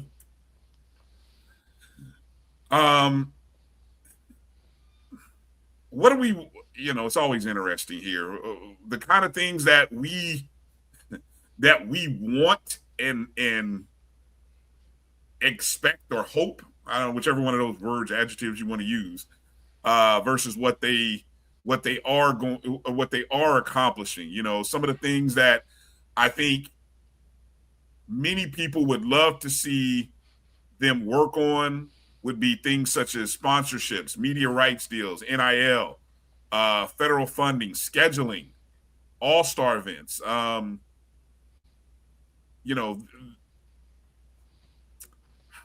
I don't know where to go with this, Drew, because I want to be respectful here. All right, Brian. Let's not have a repeat of last week. Well, no, stop it. See, but I will say, where are you seeing an example of the HBCU for us coming together? Where are you seeing it? Where are you seeing it at work? But outside of the Black College Football Poll, which I think is the one thing that pops to head as the freshest, newest thing. But what other things have you seen where you see this synergy between these four commissioners coming to action? Well, let's start off with the Hall of Fame game. Previously, it was just out there. The Hall of Fame, Black College Hall of Fame committee just tried to find two teams. Okay. I believe after they came together, that's when it was decided for the CIAA and SIAC champion of the previous year to open up against each other. Okay, good example. And this year, that's a great matchup because we get Johnson C. Smith. No, it ain't. No? No. Oh. No. Okay. Well, all I'll say is we get Johnson C. Smith versus Albany State. Drew says it will not be a good matchup. I will move forward. On that note. Yeah. Go ahead, Drew. Obviously, and this is going to lead into our next story when we get to it, with the Protect College Sports Act. They have been active in that. So in those discussions and coming as a unified voice with that. So that's something else there, Brian. Haven't seen, yes, congressional legislation, which kind of goes to the Protect College Sports Act. Haven't seen the athletes of the year and everything. Flag is starting to expand. Told y'all that's about 4 or 5 years ago that was going to happen. Let's kind of see how they expand into the all-star activities, and it may be just helping with the rotation and which teams get into the rotation. With that, obviously the Legacy Bowl, I wonder if they had something to do with the Legacy Bowl moving out of New Orleans to Atlanta. Okay. Yeah, a lot of things moving to Atlanta, but okay. Yeah. I will say I am, while again, I every time I hear about the HBCU for us and the conference commissioners coming together, I will continue to be, and while all the other stuff is great, the congressional legislation, the Scores Act, I want to see more competitive events on the court and on the fields.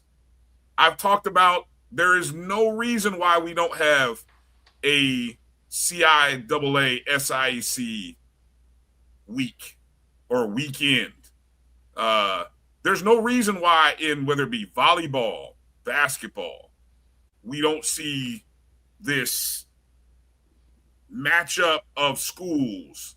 I mean, I've given the layout for basketball. I mean, actually they do it, Brian. They do it in basketball. They do. It's just not as out there as some of our other basketball events. But there has been a CIAA SIAC crossover event in November, opening weekend in November, for at least the last 3 years that I know of, maybe deeper than that, men and women at various schools. Okay, interesting. And I think there has been a CIAA SIAC softball crossover also, if I remember correctly, last year. So, is it really that difficult to cross promote it? That's a whole nother question, Brian. Brian, we just not getting our media contracts right on the Division II level. Think about it. SIAC, both SIAC and CIAA lost a national partner in HBCU Go. SIAC still has another national partner in ESPN, but that's football and basketball only. Both of them have their networks, but So who's gonna go sell? Who's gonna go out and get this sponsor? Who? Is it someone from which conference, or is it? maybe there needs to be a third party that they hire, that they all agree to hire to manage that. One of the commissioners going to. I mean, a lot of them have similar sponsors. I mean, some of the sponsors for one conference is a part of another conference. It's. I just think, look, you're already scheduling these games. I mean, while we need. What came first, the chicken or the egg? I'm going to stop right there because I'm not going to get into a back and forth. I hear it, but I'm just going to say at some point you got the ability to produce something and get your sponsors by maybe showing your sponsors what you have. Or you could go get the sponsors and then produce the event. Again, see? Look, that's what I'm talking about. What came first, the chicken or the egg? Doc says the egg. Who is that? VMAT said the chicken. Yeah, let me address this one, Brian. Athletic departments are struggling and unable to provide shared revenue. How in the hell can they start other sports, i.e., flag football? Somebody lying to the athletes. Title IX requires that you have so many, basically, non-revenue sports, and of those sports, you have to so many female sports, and there has to be a certain percentage female scholarships and female sports slots offered in comparison to men's sports. And if you have men's football, there's a different formula for that has to be in relation to your student body. Long story short, flag football is the cheapest sport that you can offer. Point blank, not to get deeper to the weeds on that, but flag football is the cheapest sport to offer on a college campus. Okay. Continuing on with the MEAC. So the MEAC lands the 23-game football package, which was announced, as they will have 23 games across Go full on that, Brian, so people can see it. ESPN, ESPN2, ESPNU, and ESPN Plus during the season. Right? Yes. Of course, the national exposure starts with the Howard versus Alabama A&M game in the cricket MEAC SWAC Challenge kickoff presented by Toyota. See, I got all that right. Which is 7:30 on ABC. Then you have the South Carolina State versus Florida A&M game, another MEAC SWAC matchup. That is on ESPN on what's the date on that? September 6th. In Miami Gardens, 3 o'clock Eastern, I believe, is the kickoff. You also have Delaware State hosting North Carolina Central on ESPN2, October 23rd. What day of the week is that? Let me flip. That's Friday. That's the Friday night game. Another Friday. Oh, Friday. Remember when they said Friday games wouldn't work, right? Yeah. Okay. See, all it takes is one. Then you have Morgan State hosting South Carolina State on ESPNU on October 29th, which is a Thursday. Howard hosting South Carolina State on ESPNU November 5th, which is a Thursday. And then, of course, the Cricket Celebration Bowl on ABC December 12th on a Saturday. You pointed something out about the number of games on this schedule being more than some other conferences, Drew. It is the most out of all of the conferences. Oh. And that doesn't surprise me entirely, because given the fact that the MEAC has a stronger relationship, given their new MEAC network, right, which is run through the MEAC network is run through the ESPN portal, or is it its own portal? I thought it was its own, but Okay. don't quote me on that. Yeah. Don't quote me on that either. Okay.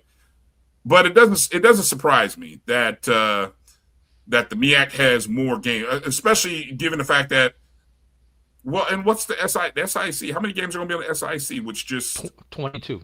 That's not bad, and that's the most for any Division II football program or conference, right? At least HBCU. I don't know about the non-HBCUs. A lot of the non-HBCUs are on Flow. Uh-huh. Or their own network.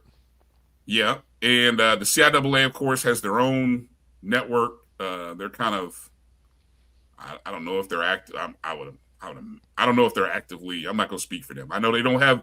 Nobody outside. They don't have a national deal. Yeah, nobody has a national deal. Nobody has an HBCU Go deal, obviously, except the SWAC, and the HBCU Go deal is minimal. It's been scaled back tremendously, where it's now just one game a week for 13 weeks, featuring one SWAC game or one SWAC school, at least one SWAC school a week. And so then the SWAC is split across three major platforms. Obviously, you got the ESPN game, which will be one game a week. You have an HBCU Go game, and then everything else is primarily running on their own network. So doesn't surprise me. Now, I will say, what does this mean for? Again, I'm still waiting to see what happens in the other sports. I mean, football is great, but how many volleyball games are you going to see on the MEAC network? How many basketball games are you going to see? One of the beautiful things about SWAC TV is that you can practically you can see about 80% of all the SWAC games on SWAC TV. Hopefully this year that number goes up. They say it will.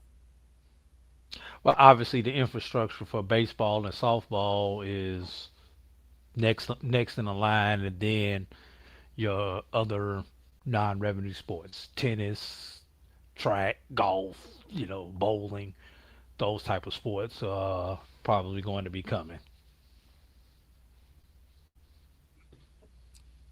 Russell Hayes says the MEAC is doing something right. Okay. Russell hasn't been on Twitter lately. A lot of people might disagree on Twitter, but that's its own echo chamber, as we know so well, right? All right. Any other thoughts there regarding the ESPN MEAC broadcast deal, Drew? No, nothing else. Did notice 5 games on linear TV. I don't have the SWAC schedule in front of me to know how that compares with the SWAC. Obviously, 2 of those are shared games with the Challenge and the Celebration Bowl. But 5 games on linear network is gotta be good, including that Friday night game. Yeah.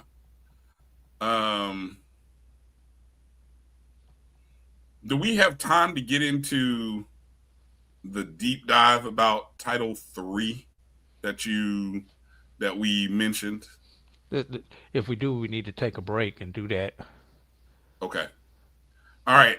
When we come back, and I don't know how many of you are aware of this, and correct me if I'm wrong here on this bill here, Drew, but Title III, the HBCU Sports Media and Connectivity Program, that is a part of the Protect College Sports Act. Yes. Yeah, and there's some interesting things. Some of you may have heard of this. Some of you may be aware of it. Some of you are like, "Huh? What?"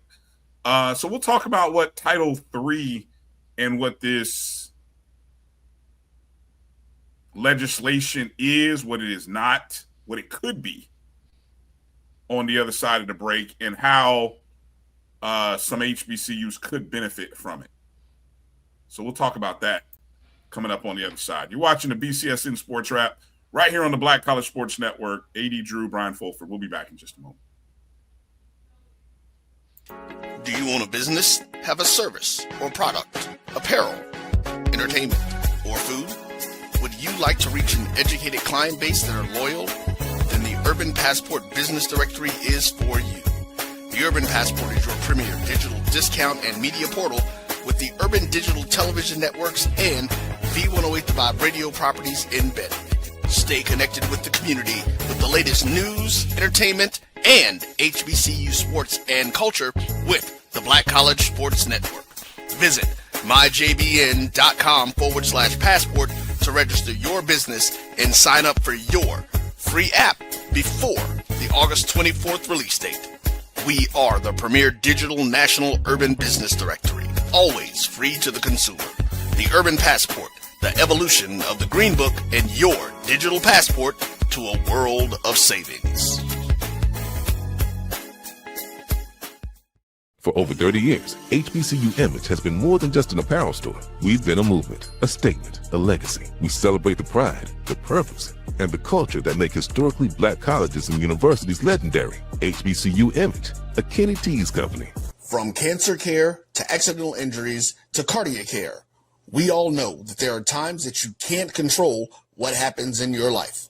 But with Globe Life Family Heritage, you can be prepared to weather the storm when it comes.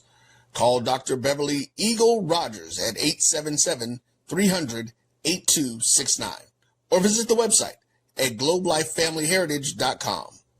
With over 25 years of serving communities, Dr. Beverly Eagles Rogers is here to help you and your family through difficult times. Dr. Beverly takes pride in Globe Life being one of the few companies that returns 100% of premiums to clients that stay healthy. So for more information, call Dr. Beverly Eagle Rogers at 877-300-8269 or visit the website at globelifefamilyheritage.com. Introducing the HBCU Trivia Game. It's more than a board game. It's a journey to the legacy of historically black colleges and universities. Here's how it works. 2 to 4 players, ages 13 and up, start as freshmen and roll the dice to advance. But here's the twist. You can only move forward by answering trivia questions about HBCU. Test your knowledge of notable alumni, key historical events, sports milestones, and fun HBCU facts. Watch out for spaces that can propel you ahead or set you back. And if you get a question wrong, you stay put until your next turn. The first to reach graduation wins. The HBCU Trivia Game. Support, educate, entertain.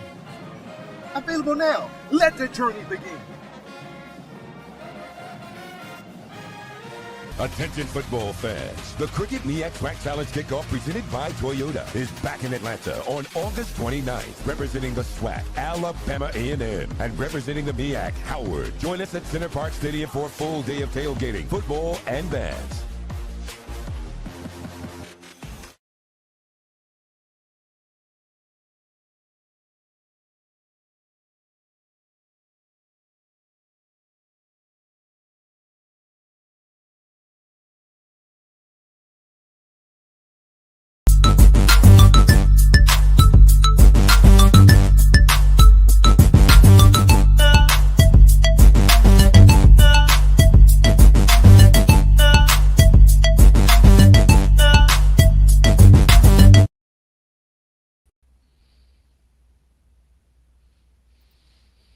All right. All kinds of shenanigans going on here with the. All right. Welcome back to the BCSN Sports Wrap.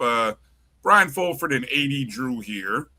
Wanted to, before we get into mentioning the strength of schedule on the Division II football side, there was an article or some news that dropped a little earlier in the week, courtesy of HBCU Game Day. Stephen Gaither wrote about this, but it has to do with the Congress's bill that's currently floating up on Capitol Hill, which would give some major support to the sports broadcasting, broadband technology, student journalism through the Protect College Sports Act of 2026. Now, this Steve's article came out earlier in the week, Tuesday. So I'm reading a portion right here from the article. The Protect College Sports Act of 2026 has received attention for its proposed rules involving NIL, athlete compensation, transfers, and NCAA authority. However, the bill also includes a section designed specifically for HBCUs. Title III is the particular piece of legislation there. And, AKA the Ignite HBCU Sports and Media Act. Yes, yeah. It's supposed to create a competitive grants for long-term improvements to broadband information technology and media infrastructure at eligible Black college institutions.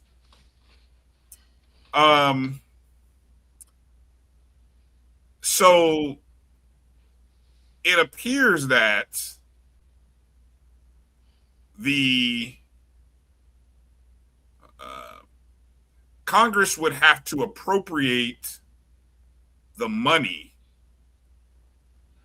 which could generate some 1.08 billion with a B into HBCU institutions.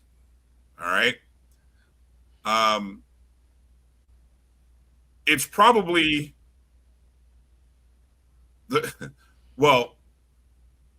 apparently Congress will be promising that up to 180 million per year may be spent. Congress would still have to actually fund it through appropriation. So there's a lot of things going on here, right? So again, authorizing 180 million per year, fiscal year 2027 through 2032. Okay, so we're talking about a 5-year window. Okay, so as a little bit, if hopefully if you haven't read the article, some of it will hit through some of the interesting points here. What would the money actually pay for? All right, and what I think is interesting here about this, Drew, is that it's not just for camera equipment per se, right?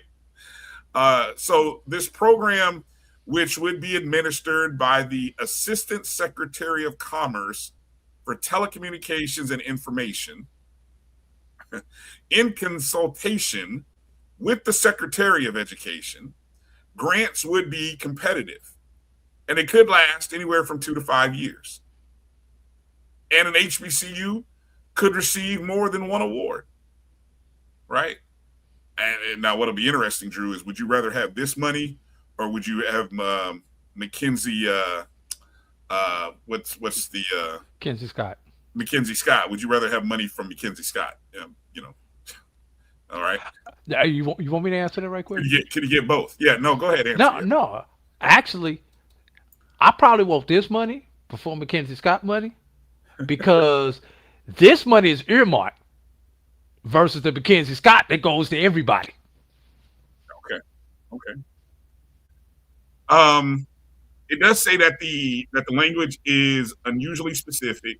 Schools can use grant money for production control rooms, master control facilities, mobile and remote production units, cameras, replay systems, graphic systems, audio equipment, fiber, satellite, and IP transmission, streaming infrastructure, and other equipment necessary to produce live athletic events at standards expected by national and regional distributors. So again, this is not just money for football. This isn't to have a better football broadcast. There's a bigger picture here, Drew. And I think when I hear all of this, the first thought comes to, who's administering? Okay, from a university level, who's going to administer this? Who's going to work with? Are you going to your communications, your broadcast communications department? It has to be a collab, Brian. Yes, but I mean, it has to be journalism. It has to be athletics have to be involved. You're probably going to have the school of business involved in this too because of some of the things that are going to be involved in this. Student affairs may be involved in this. So facilities is going to have to be involved in this. IT is going to have to be involved in this. And your comms department for the entire school, not journalism department, everybody. Your communications people for the entire school are going to have to be involved in this. Which Doc says there is Title III office on campus. What campus? Every campus has a Title III office? As an officer, there's somebody in charge of Title III. Yes. Really? Yes. Okay, I learned something new right here today. Now I got to go. There may not be an office, but there's an officer. Well, I feel like this is the next step in this conversation is finding who that person is at your school. Yes, at several institutions, and be like, let's get them on the show. That's probably one of them slash positions, Brian. All right, well, whatever. But there's somebody who deals with federal funds and everything else at every institution. The proposal also explicitly supports student training in sports programming, production distribution, and media operations, and encourages integration with journalism and media programs. Jesus, it takes an act of Congress to make this happen. God bless it. Amen. I mean, how long have we been asking for that? But I mean, whatever. If it takes Congress and it takes millions and billions of dollars, so be it. Okay. Right. Okay. Why should athletic departments care? Why should they be involved in this? Okay. We know some of the, well, maybe you guys don't know, but Drew and I know. We know the challenges that many institutions are having from that side of the spectrum, the production aspects. It's why you don't see certain standardized things when you watch SWAC TV, when you watch. I'm not going to speak for other networks. I don't know what the SIC does. I don't know what the CIAA does, but I'm just going to speak from what I know about SWAC TV. Right there's a reason why you don't see that standardization. Right, that is something that is being worked on. Right, but if your school, can produce these games, right, and just take any number of issues, right, your aging cameras. A lot of cameras need to be what's the standard? What's the minimum cameras that you guys are working with at Morehouse, Drew? I do have 4K cameras. Okay, So, But the 4K, minimum, I do have a couple you need at standard least be 10. HDs. Yeah, you need to Yeah, be so standard 1080s. HD. Yeah, No, well, 1080. actually, 720 is standard HD. But Okay. Well, if you can work off it, but whatever. Many schools don't have that, right? We know replay is becoming a thing now, right? Where is the SIAC? Is everybody got to have replay this year?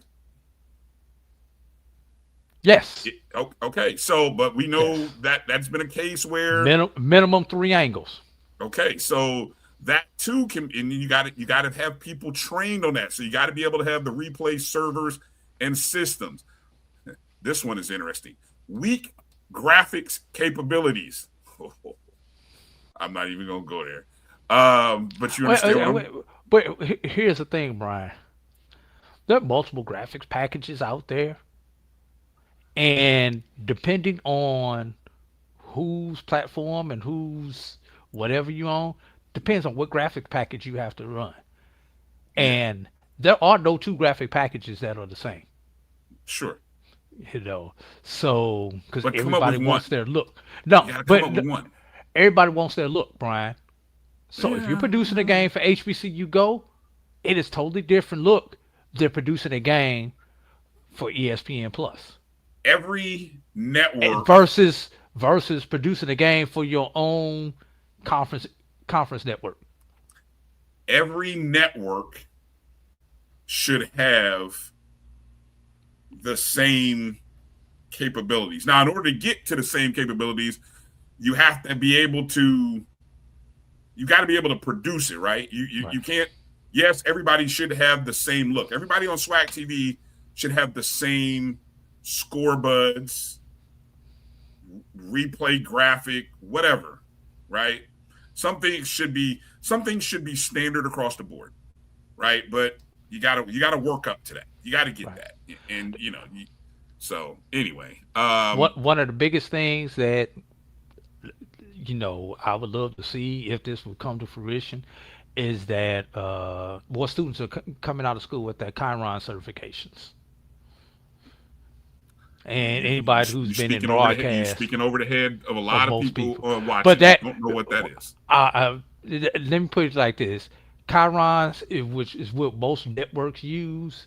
If you ever watch NBC or some of those things, those lower thirds, those graphics, your local news, they're probably using the software by Chiron, and there's a level of certification that you have to do that in a live broadcast. So those lower thirds that you see on your local news station or your local sports shows, that's a special certification, and that certification pays money if you have it. Yeah. Among all of the, there's just some of the issues. There's no mobile production, poor venue connectivity, limited streaming capacity, insufficient campus bandwidth. We know about that. Especially on high volume game days. Lack of student workforce. Woo, Jesus. Give us some more work study money. Cybersecurity weaknesses. Students without, any number of these issues are all potentially investments that Title III can address, right? And so it just inherently, it's going to raise the level of the quality, but more importantly, over the time period, over the 5-year time period, it could also, obviously, if it's managed and done right, it could also provide schools with these live learning labs. It's a live learning lab, isn't it, Drew? That we've kind of talked about. It is. And that's essentially what it provides, right? Yes. Title III allows HBCUs to improve campus broadband, IT, cybersecurity, journalism, broadcast, engineering, and academic media facilities. Not merely sports broadcasting. It can fund laboratories, like I just mentioned, digital media studios, network operations capacity, Okay. So at the end of the day, is this federal money a HBCU institution goal, which I think is a bigger it's a bigger need than just simply saying this is a HBCU athletic department. And I think you just talked about it, Drew. It has to be something that the university and all of its stakeholders are a part of, yes? Yes. All right, this is interesting. Who would get priority in this? All right. It isn't designed simply to reward the HBCU with the biggest athletic budget or best television product. Oh, Lord. The Commerce Department would be required to consider factors including the age and condition of a school's infrastructure. If they even have one. Deferred maintenance, its historical ability to raise capital, bond rating, enrollment, endowment, institutional revenue, and the percentage of students eligible for Pell Grants and other need-based aid. In other words, being financially disadvantaged could make an institution more competitive or attractive to receiving the grant than less competitive. How do you like that, Drew? Man, I got one question with all this. And I'm probably wrong for saying this. Interesting comments in the chat. Go ahead. How we gonna have this legislation and we still talk about getting rid of DEI? Because then we're gonna talk about this is all DEI money, and these will be DEI hires when they get done. Let me shut up before I get myself in trouble.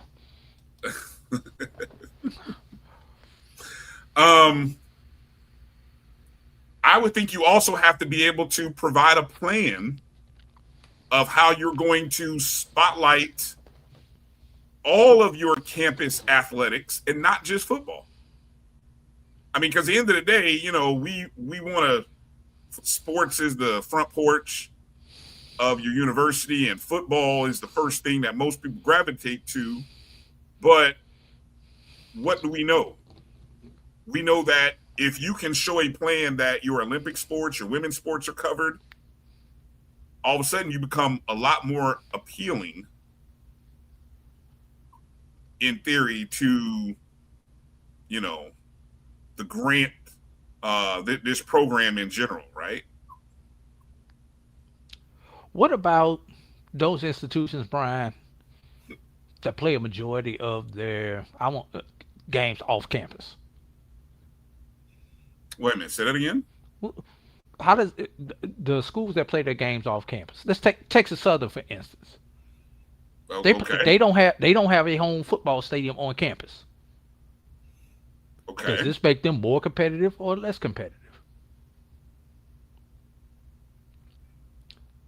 Technically, Jackson State's stadium is a municipal stadium. What does this put them?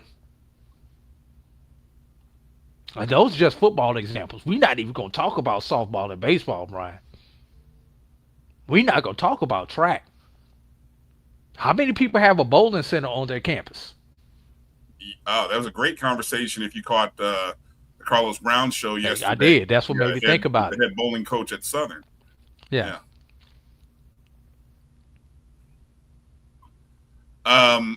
Some of you guys in the chat brought up some very obvious concerns and pauses, you know, in terms of is Title III, is this a good policy? Right? But first of all, for HBCUs, unless this whole entire legislation says that student athletes are not employees, I don't care how much money you dangle in front of us with this Title III, it's not beneficial for us. And why not? Why do you say why not? Why do you say it's not? If they classify these students as employees, these student athletes as employees, you're going to see a lot of not only HBCUs but lower resource institutions are going to go, for lack of a better word, belly up. So that needs to be the first issue that is solved. Then you can dangle some of these other carrots and everything else. This pork, as they used to call it back in the day, the pork on the bill. I know some of y'all don't eat pork and everything, but that's what they used to call it.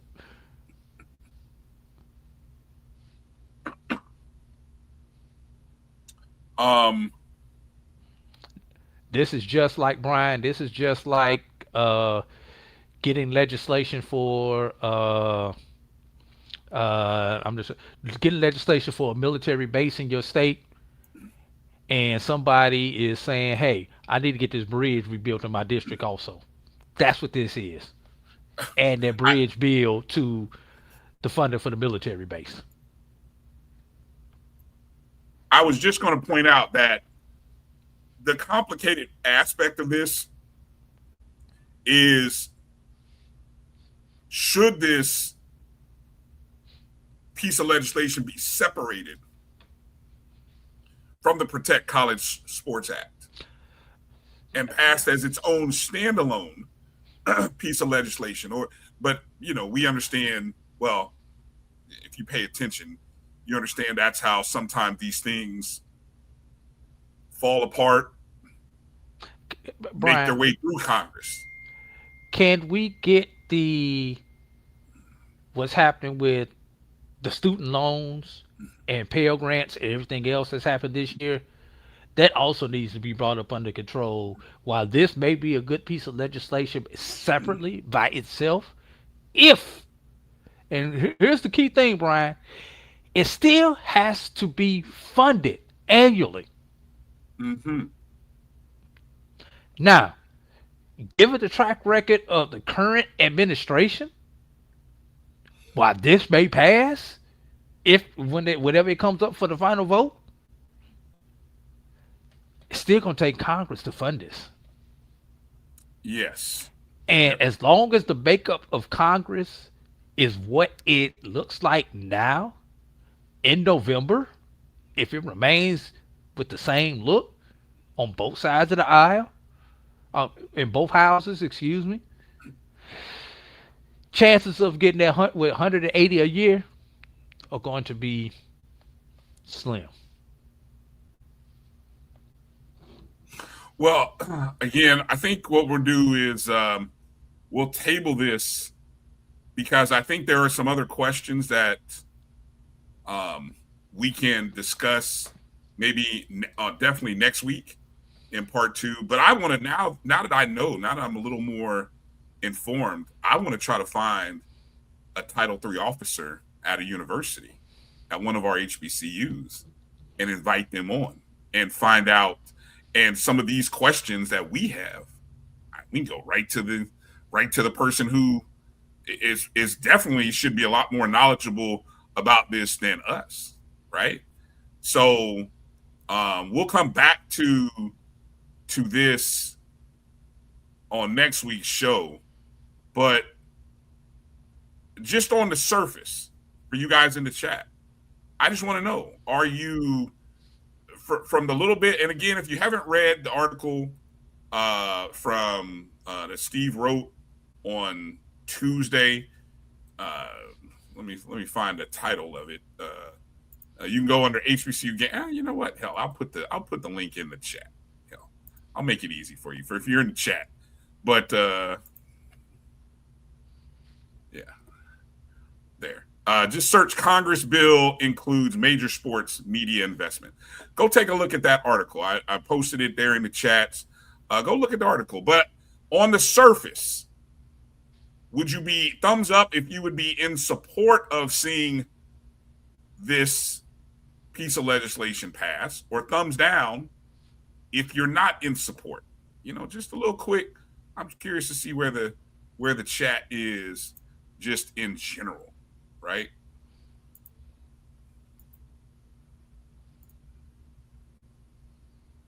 All right, just kind of looked at the last poll that our chat, it was related to the MEAC. The chat said 82% they wanted to see 2 football schools for the MEAC. So that was our last poll. But I'm not going to put this in the chat. But thumbs up or thumbs down. You guys can interact and let us know. Thumbs up if you think this will be a good piece of legislation. And obviously there's a lot there. So take your time on it. We'll come back to it on next week, hopefully with someone from the Title III officer of one of our HBCUs, and see if we can get some more info. Let's talk about the strength of schedules for Division II football, Drew, as we kind of pivot back to football.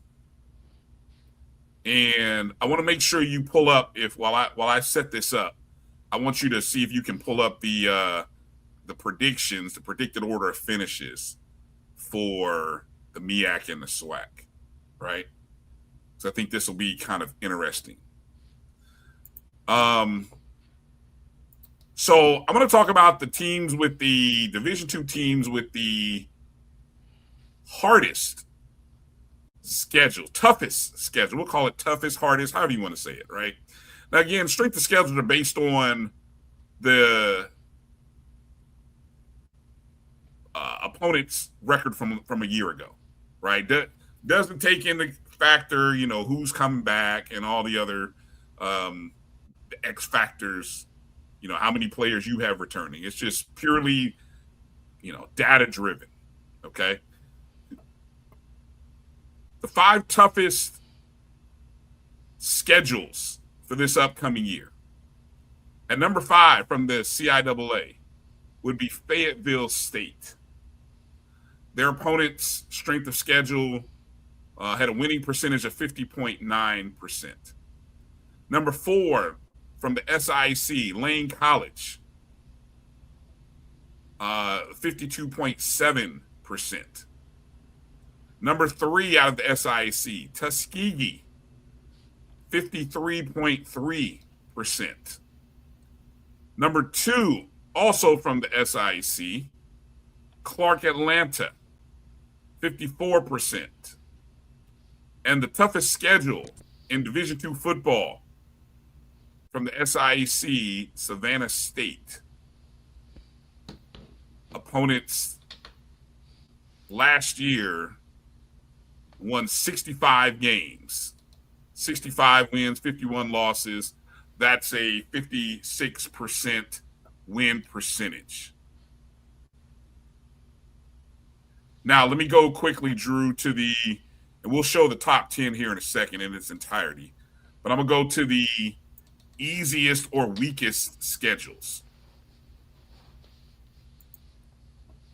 Easiest schedules. At number 5, Winston-Salem State.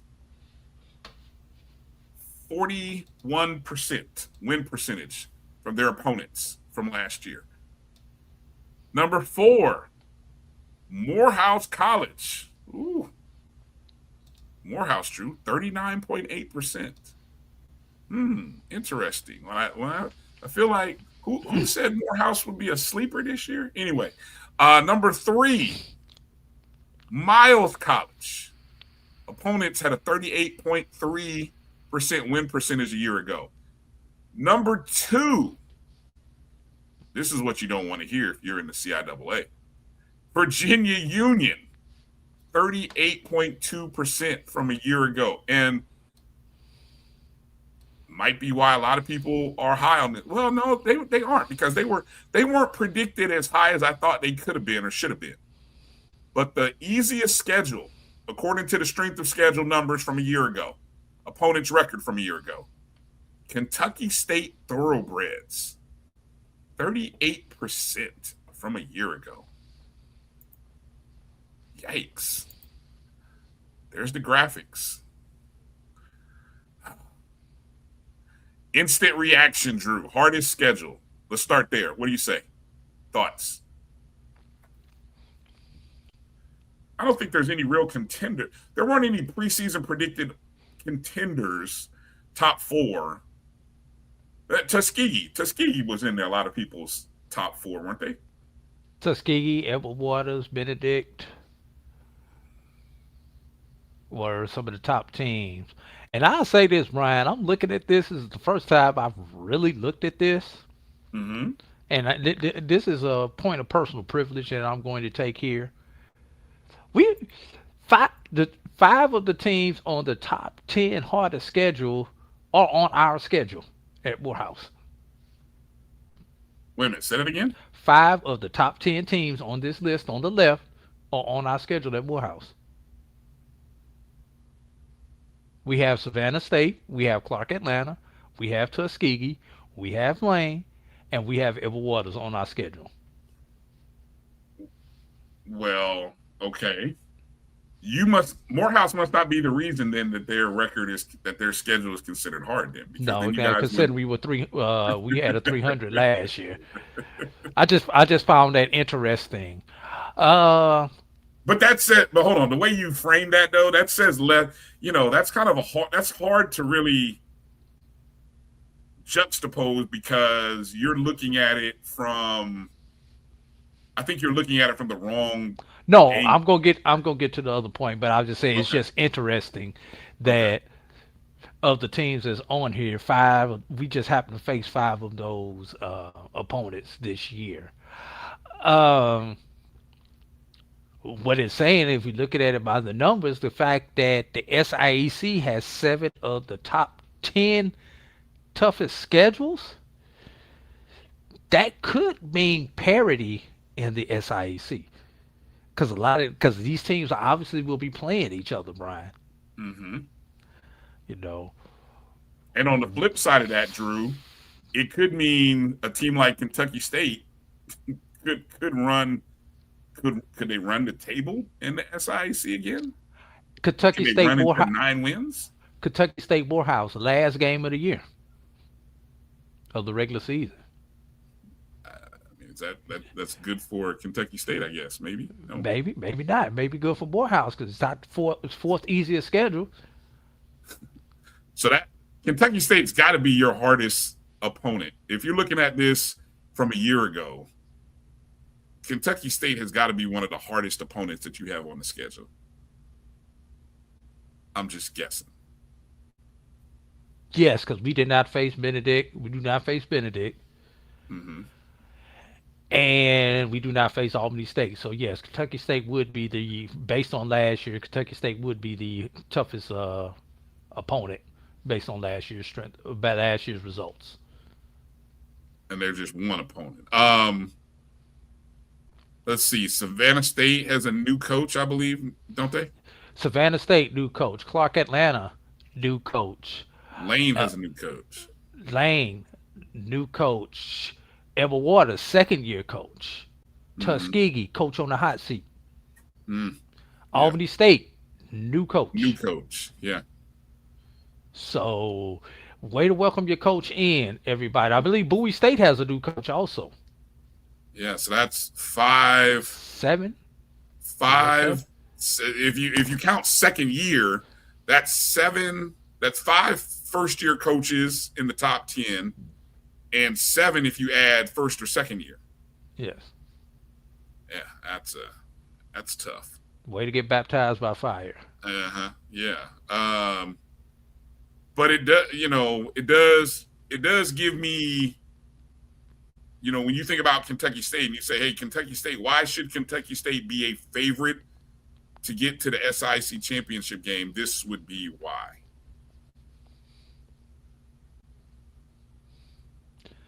Virginia Union, like you said, they water's wet. Virginia Union, tough. Yeah, there you go. Yeah, Winston-Salem, the Fighting Steve Gators. That's interesting. Yeah, that's very interesting. First year coach though.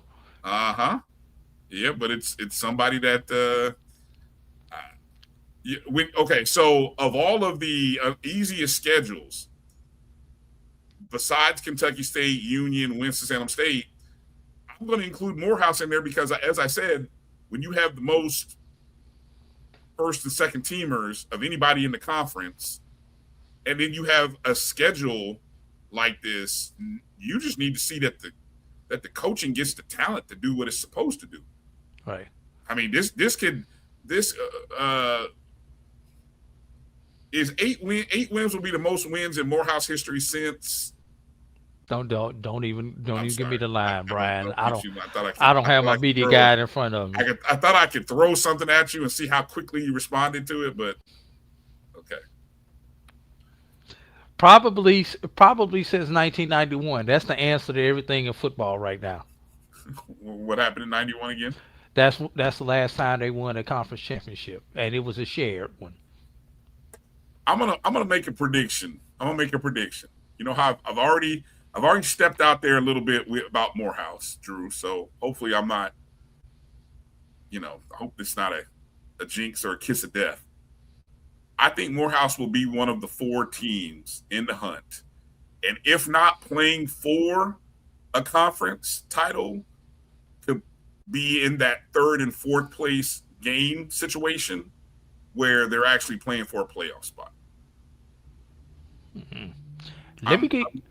Go ahead. Keep going. No, I'm just saying. And this isn't me, this is me looking at facts, looking at the schedule, looking at the talent coming back, and the coach. You do have a coach that's a proven winner, so he's no stranger to winning. And I think whenever you have those, it's a perfect combination for a team to be in the upper tier come November. First week in November, Morehouse is in play for something. There's my bold prediction. I sure hope so. Let me give you another one. Mm-hmm. Elizabeth City made strides last year. Yes. They're finishing forever for Elizabeth City State. Is this a recipe for them to continue that level of improvement? Possibly. I know there have been a couple other people that I think didn't we have Chris Ferguson? He was high on Elizabeth City State. I mean, as high as you could be, right? Upper half of the conference. So, Lincoln of PA. Interesting with that one. You know who one of the teams on their schedule is, Brian? No, I don't. Valley. Oh, do you think? In Chicago. Wait a minute. Say what? Oh, in Chicago. Okay. Are you saying that there's a possibility of a potential? I don't know, but it's part of that 439 win percentage. The fact that they play in Valley. Oh boy, yeah. Okay. Good point.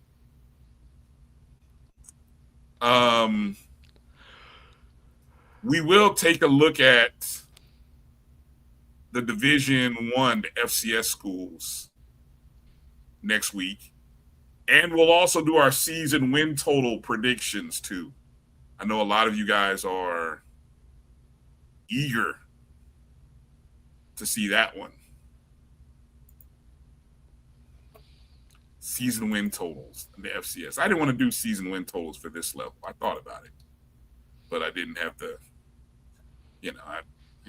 Oh, can we go back to? Oh no, wrong. I'm in the wrong conference. What you want? What?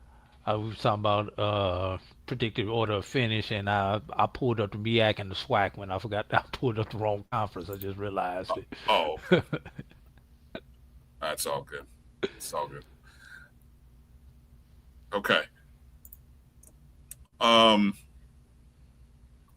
There was one other story that I wanted to hit on, Drew.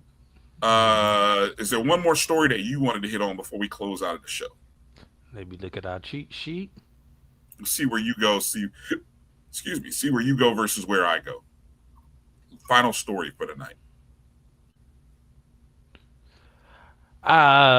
This one is kind of a by the way one. Former NBA guard and Mississippi native Monte Ellis has joined Alcorn State as the general manager of its basketball program. Ellis had a 12-year NBA career where he scored almost 15,000 career points And his job at Alcorn will include items such as player evaluation, recruiting strategy, transfer portal decisions, NIL, alumni and donor relations, and player mentorship. So, another former professional athlete giving their services to one of our HBCUs. What does this mean for Alcorn State, Brian? Okay, let me back up. What was Monte Ellis's claim to fame? Now you got me thinking. That's exactly why I did that. He I- played 12 seasons in the league, Mhm. scored just under 15,000 points. So I already said that, Brian. 14,800. Oh, you did? Okay. I already said Well, you know what? You repeat a lot of stuff that I say. I don't. But anyway, but the fact, I'm just saying, what is Monte Ellis's claim to fame? What do you most associate him with? Now, the sad part is I'm asking you a question that I don't know, so don't ask me. I'm just seeing if you know. Anybody in the chat have a Monte Ellis? Exactly, Edwin. Let's see. Monte Ellis came in with Google. Golden State, played 6 seasons with Golden State, 6.5 seasons with Golden State, traded to Milwaukee for a year and a half, 2 seasons with Dallas, and finished up his career in your state of Indiana, Brian. With who? So the Pacers. Last 2 seasons were with the Pacers. Really? When did Dallas win the? What year was that? 15-16 and 16-17. Averaged 13.8 in 15-16. Averaged 8.5 in 16-17. What year did Dallas win the championship? 2010. 2010, because that was the first year of the LeBron. That was the Heatles. That was year one of the Heatles. This was after that, then, when he was in Dallas. Yeah. He was still in Golden State. Coach Green said being drafted out of high school. See, I wouldn't have guessed that. Yeah. His career high, he averaged 25.5 points for Golden State in the 09-10 season. Won the Most Improved Player award in 06-07. Wasn't Don Nelson, the late Don Nelson, now wasn't that his coach? Monte Ellis? I think there's the tie for you said Golden State. Starting 05, I think Nelson was gone by then. He was gone by then?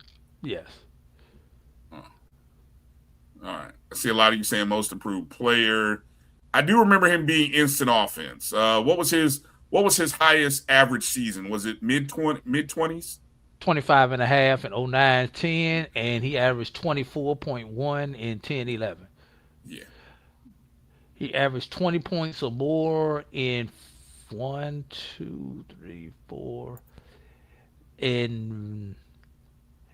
seasons. Yeah, I'll be honest with you, Steve. I don't remember him with Indy, to be honest.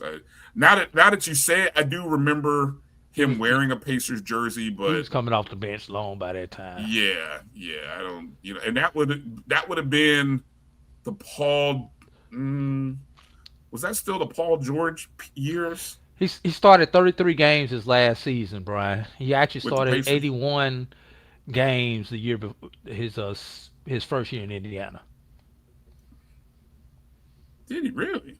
Yes. I got to go back and look and see who was on his team that year, because I'm trying to remember that might have been the Oladipo and Paul George period. So it's Paul George, George Hill, Jordan Hill, Ty Lawson, Glenn Robinson III was on that team. Well, we had some ballers. We had some players.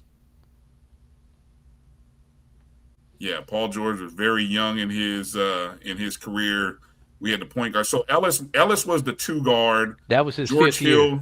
That was Paul George's 5th year. Yeah. And I think the Rodney Stuckey. The injury at the Olympic thing happened when he broke his leg. That would have been the summer after that, because I think you said he only played 30-something games. I don't know. Now I got to look. The reason he started 81 might have been because of the injury to George. Anyway, why are we talking about Monte Ellis? But anyway, all right. So I think a lot of you hit on some of those interesting points. But yeah, hey, another. I guess we have to wait to see what it means. I mean, I don't want to be that guy, because I know some of you get in your feelings when I'm overly critical of things, when everything should be rah-rah HBCU, rah-rah being the first, rah-rah, y'all want that, Bryan. So I'm not going to talk negatively about Monte Ellis coming back and working with Alcorn State. So he's a Mississippi native, so maybe he has some Mississippi ties that he can bring into Alcorn State. There you go.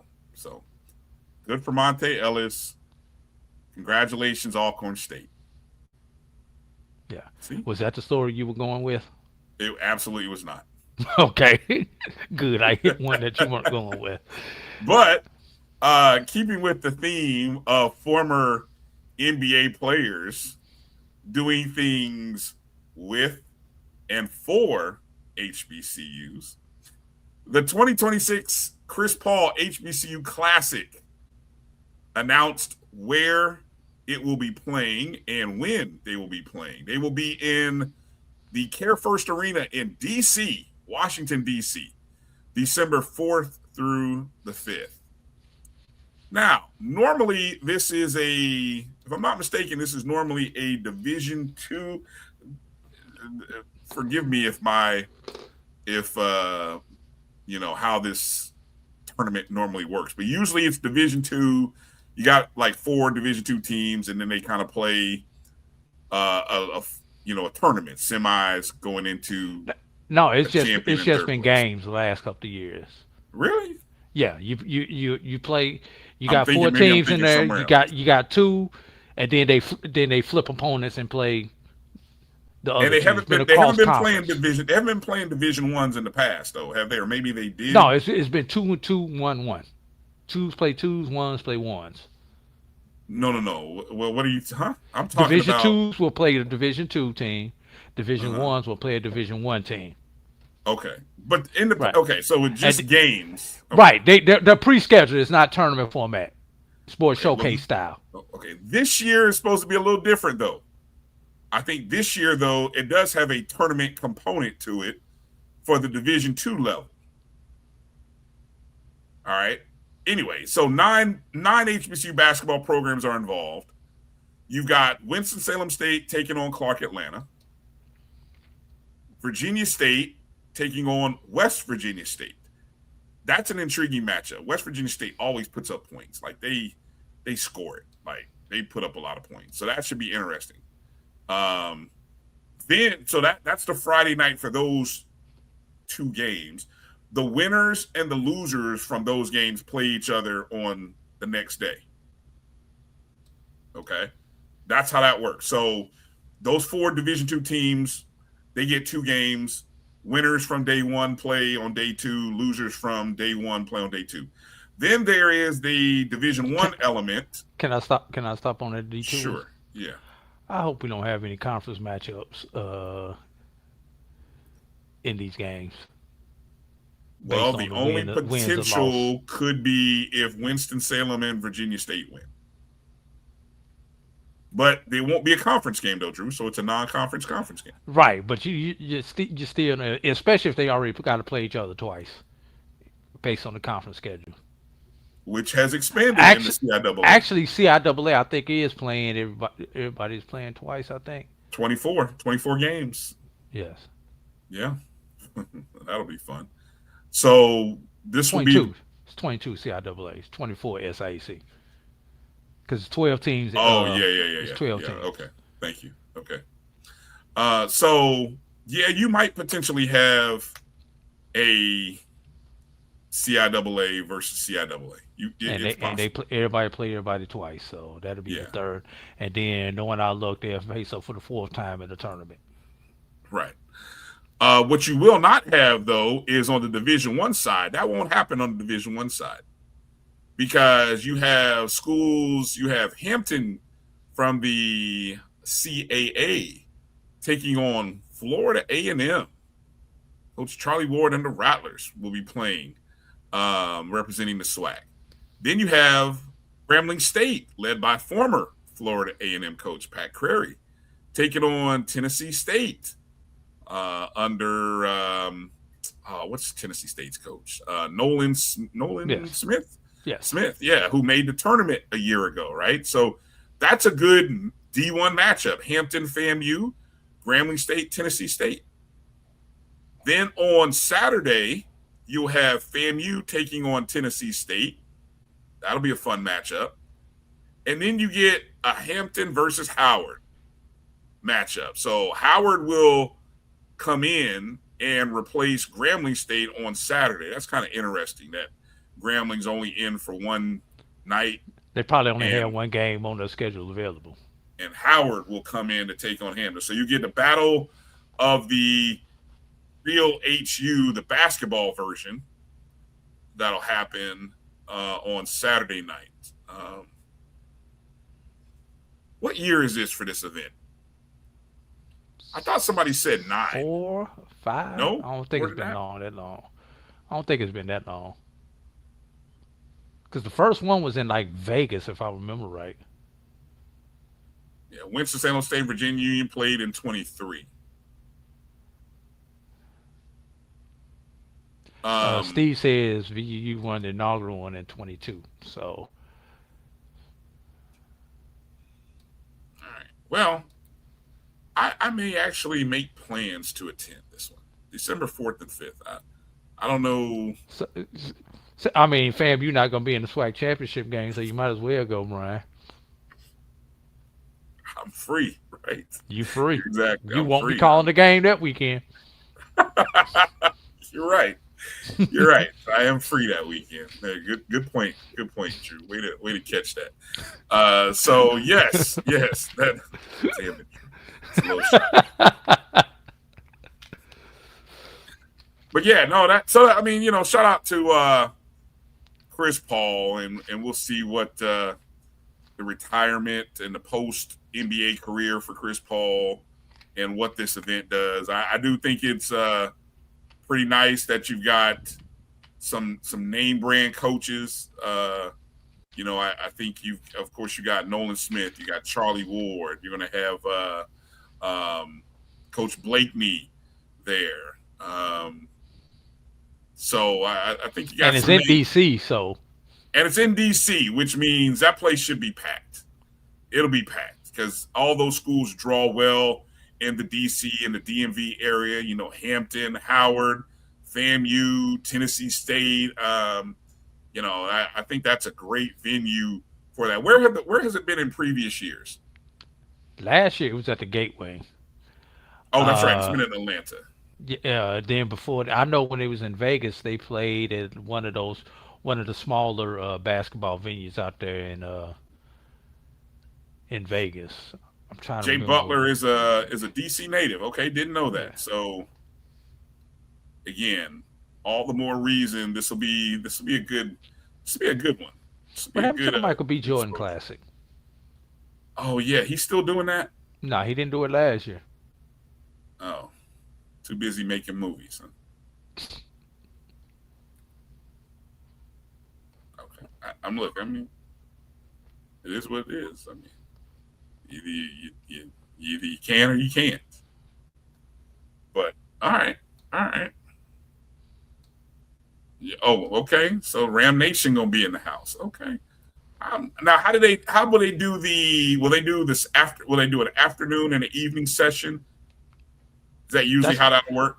That's how they did it last year because we were a participant last year. The D2s played in the morning session, and the D1s played in the evening session. Why do you think they moved out of Atlanta? They've moved around. They haven't played 2 years in the same city since they've had it. Really? Yes, it's moving Oh, around. all right. Interesting. All right. Well, I Because have the to be first couple of years, I think it followed Chris Paul. I think they played in Phoenix one year when Chris Paul was playing for Phoenix. They played in Vegas. I can't remember the other city, and I know they've played in Atlanta. So maybe they played in Virginia. I'm not 100% sure. okay. They're at the Basketball Hall of Fame, and this is not part of the NBA All All right, Star thank you, Weekend. Steve. It was two separate events. Ah, okay. So now they've combined it. Okay, that makes sense. All right, thank you. See, that tells you a couple things. The fact that we know we're two basketball guys, we have paid attention to this on the peripherals. Probably because our schools have been Morehouse haven't been a part of this thing, have they, Drew? We were part of it last year in Atlanta. Okay, you can tell which two of us have been paying attention to this thing and which Lost, two of lost us the have game. not. Lost one game in overtime. Lost another game in double overtime. Okay, all right. Well, And then we went on a 10-game winning streak. all right. Despite Chris Paul and I being born on the same day, I have paid very little attention to this game. So, but now that FAMU's in it, it's legit now. It's legitimized. There it is. Put the rubber stamp on it. Charlie Ward's in the building, and he'll be.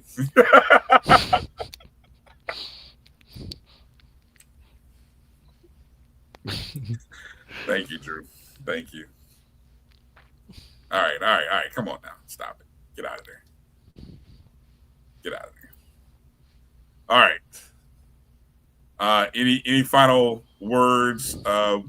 Anything else to be petty about? I don't have to be petty about the real HU, do I? No. We personally talked about how I feel about that game. Just one other thing. Pay attention to the city of Atlanta, everybody. 8 out of 10 weeks in the city of Atlanta, you'll be able to catch HBCU football. Starting with the MEAC SWAC Challenge, followed by the Big Cat Classic, featuring Atlanta and Clark Atlanta. Morehouse and Clark Atlanta. Then the following weekend, both Morehouse and Clark Atlanta have home games, followed by a home game with Clark Atlanta, followed by another home game for Morehouse and Clark Atlanta. My point is, Atlanta is the center of the HBCU and band universe this year. As John says, the season starts here and ends here. And for Atlanta in 2026, the season stays here. Steve, waiting on that article to come out about that. Keep waiting.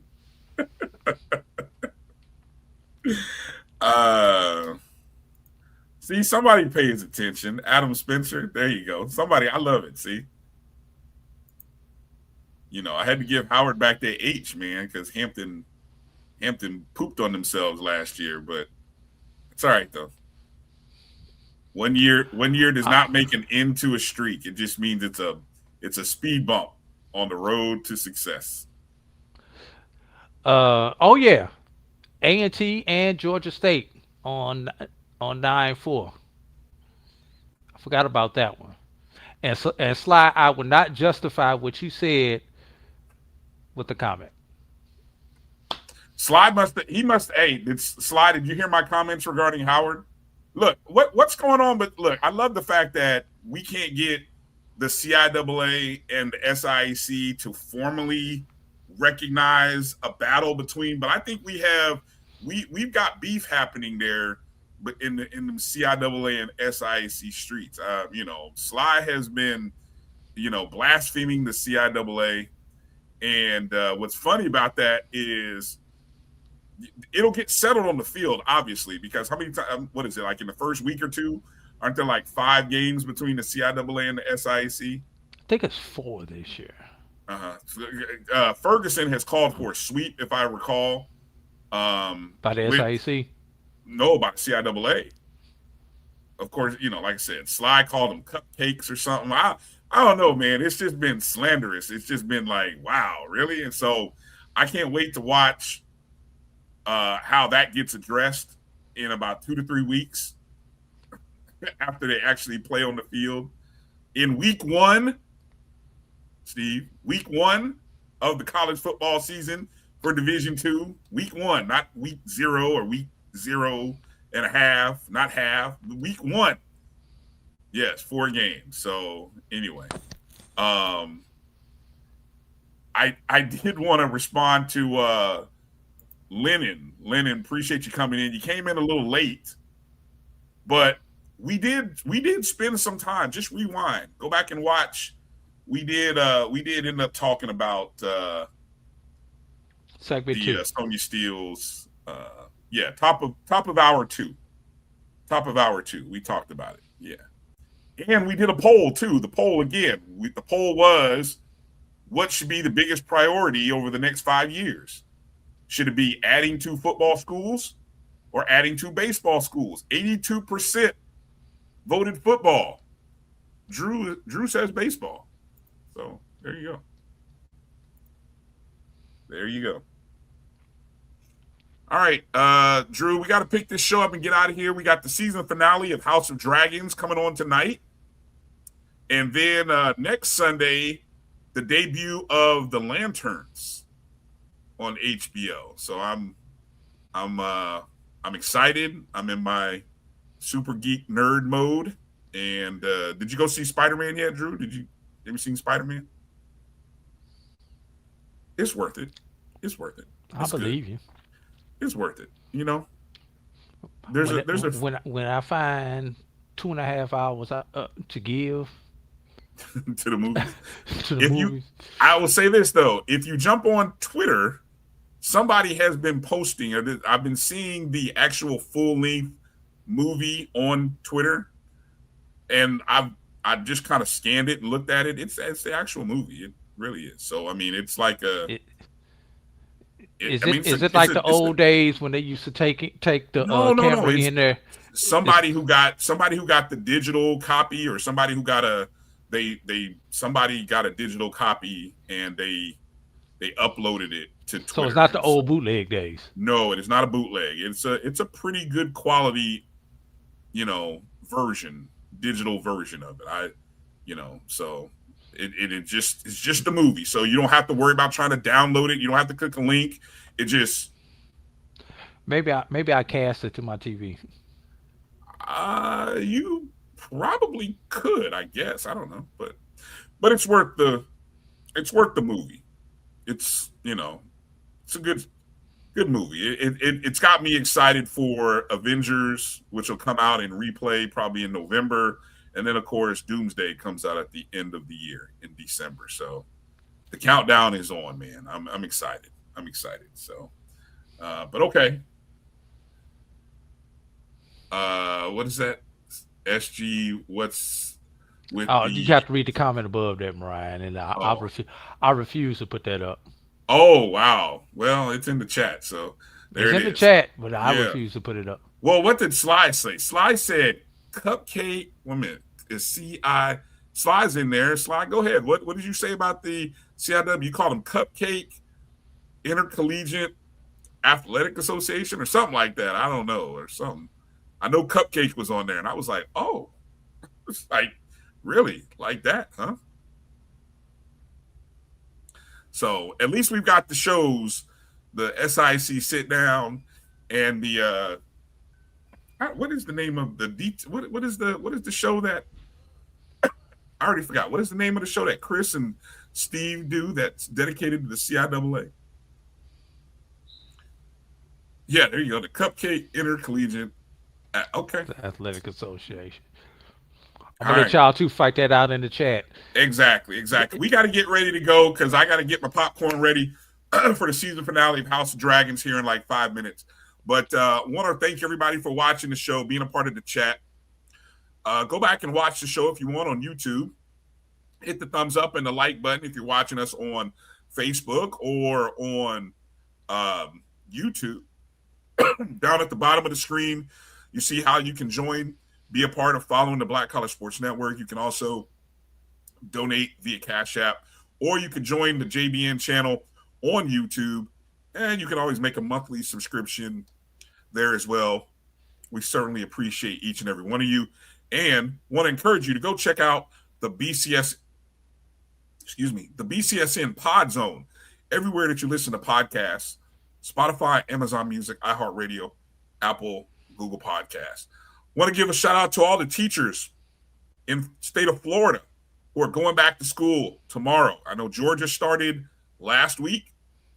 Florida starts this week. I think Alabama starts this week also. Shout out to the Alabama teachers, man. God bless all the teachers going back to school, getting them kids ready. I know in my home state of Indiana, they started I think a week before Georgia. Jesus. But anyway, so watch out on the roads. A little time your travels because the roads are about to get hectic. And please don't zoom by the buses. Yellow lights means stop. Slow down. Don't mean speed up. Yes. No, that means stop. Don't try to beat it like a yellow light at that four-way stop. Just be late, because the worst thing will happen is if you hit a kid, and nowadays they're giving tickets. Like if you speed by a bus, they're giving tickets. They will mail you a ticket. All those buses have cameras with them now. Cameras on them now. So protect and watch out for the kids going to school. Let's all have a good week. Pray for your kids. If they're going back to school, pray for the teachers. They need it. And the administrators. Okay? Just pray that everything is safe and that the bus drivers. And the bus drivers. Everybody gets to where they need to get to safely, and that there is some actual learning that is going on. That's going to do it for tonight's show. Thank you, everybody. For A.D. Drew. Stop it. Go get your bag. That's right. I need to go get my bag. When you see me on the streets, you know I got to figure out what I can get to give people. Maybe I can get like a poker chip. I need to get some poker chips and be a nice little when people I can just put your face on the head, put petty or his tail. I like that. Okay. So see, now I got a promotional idea. So that way when people see me, I'm just going to hand you that. And there you go. Now you know. All right. Thanks for watching, everybody. Have a great week. For A.D. Drew, I'm Brian Fulford. Peace out, everybody. Travel light, everybody. We'll holler. Yo,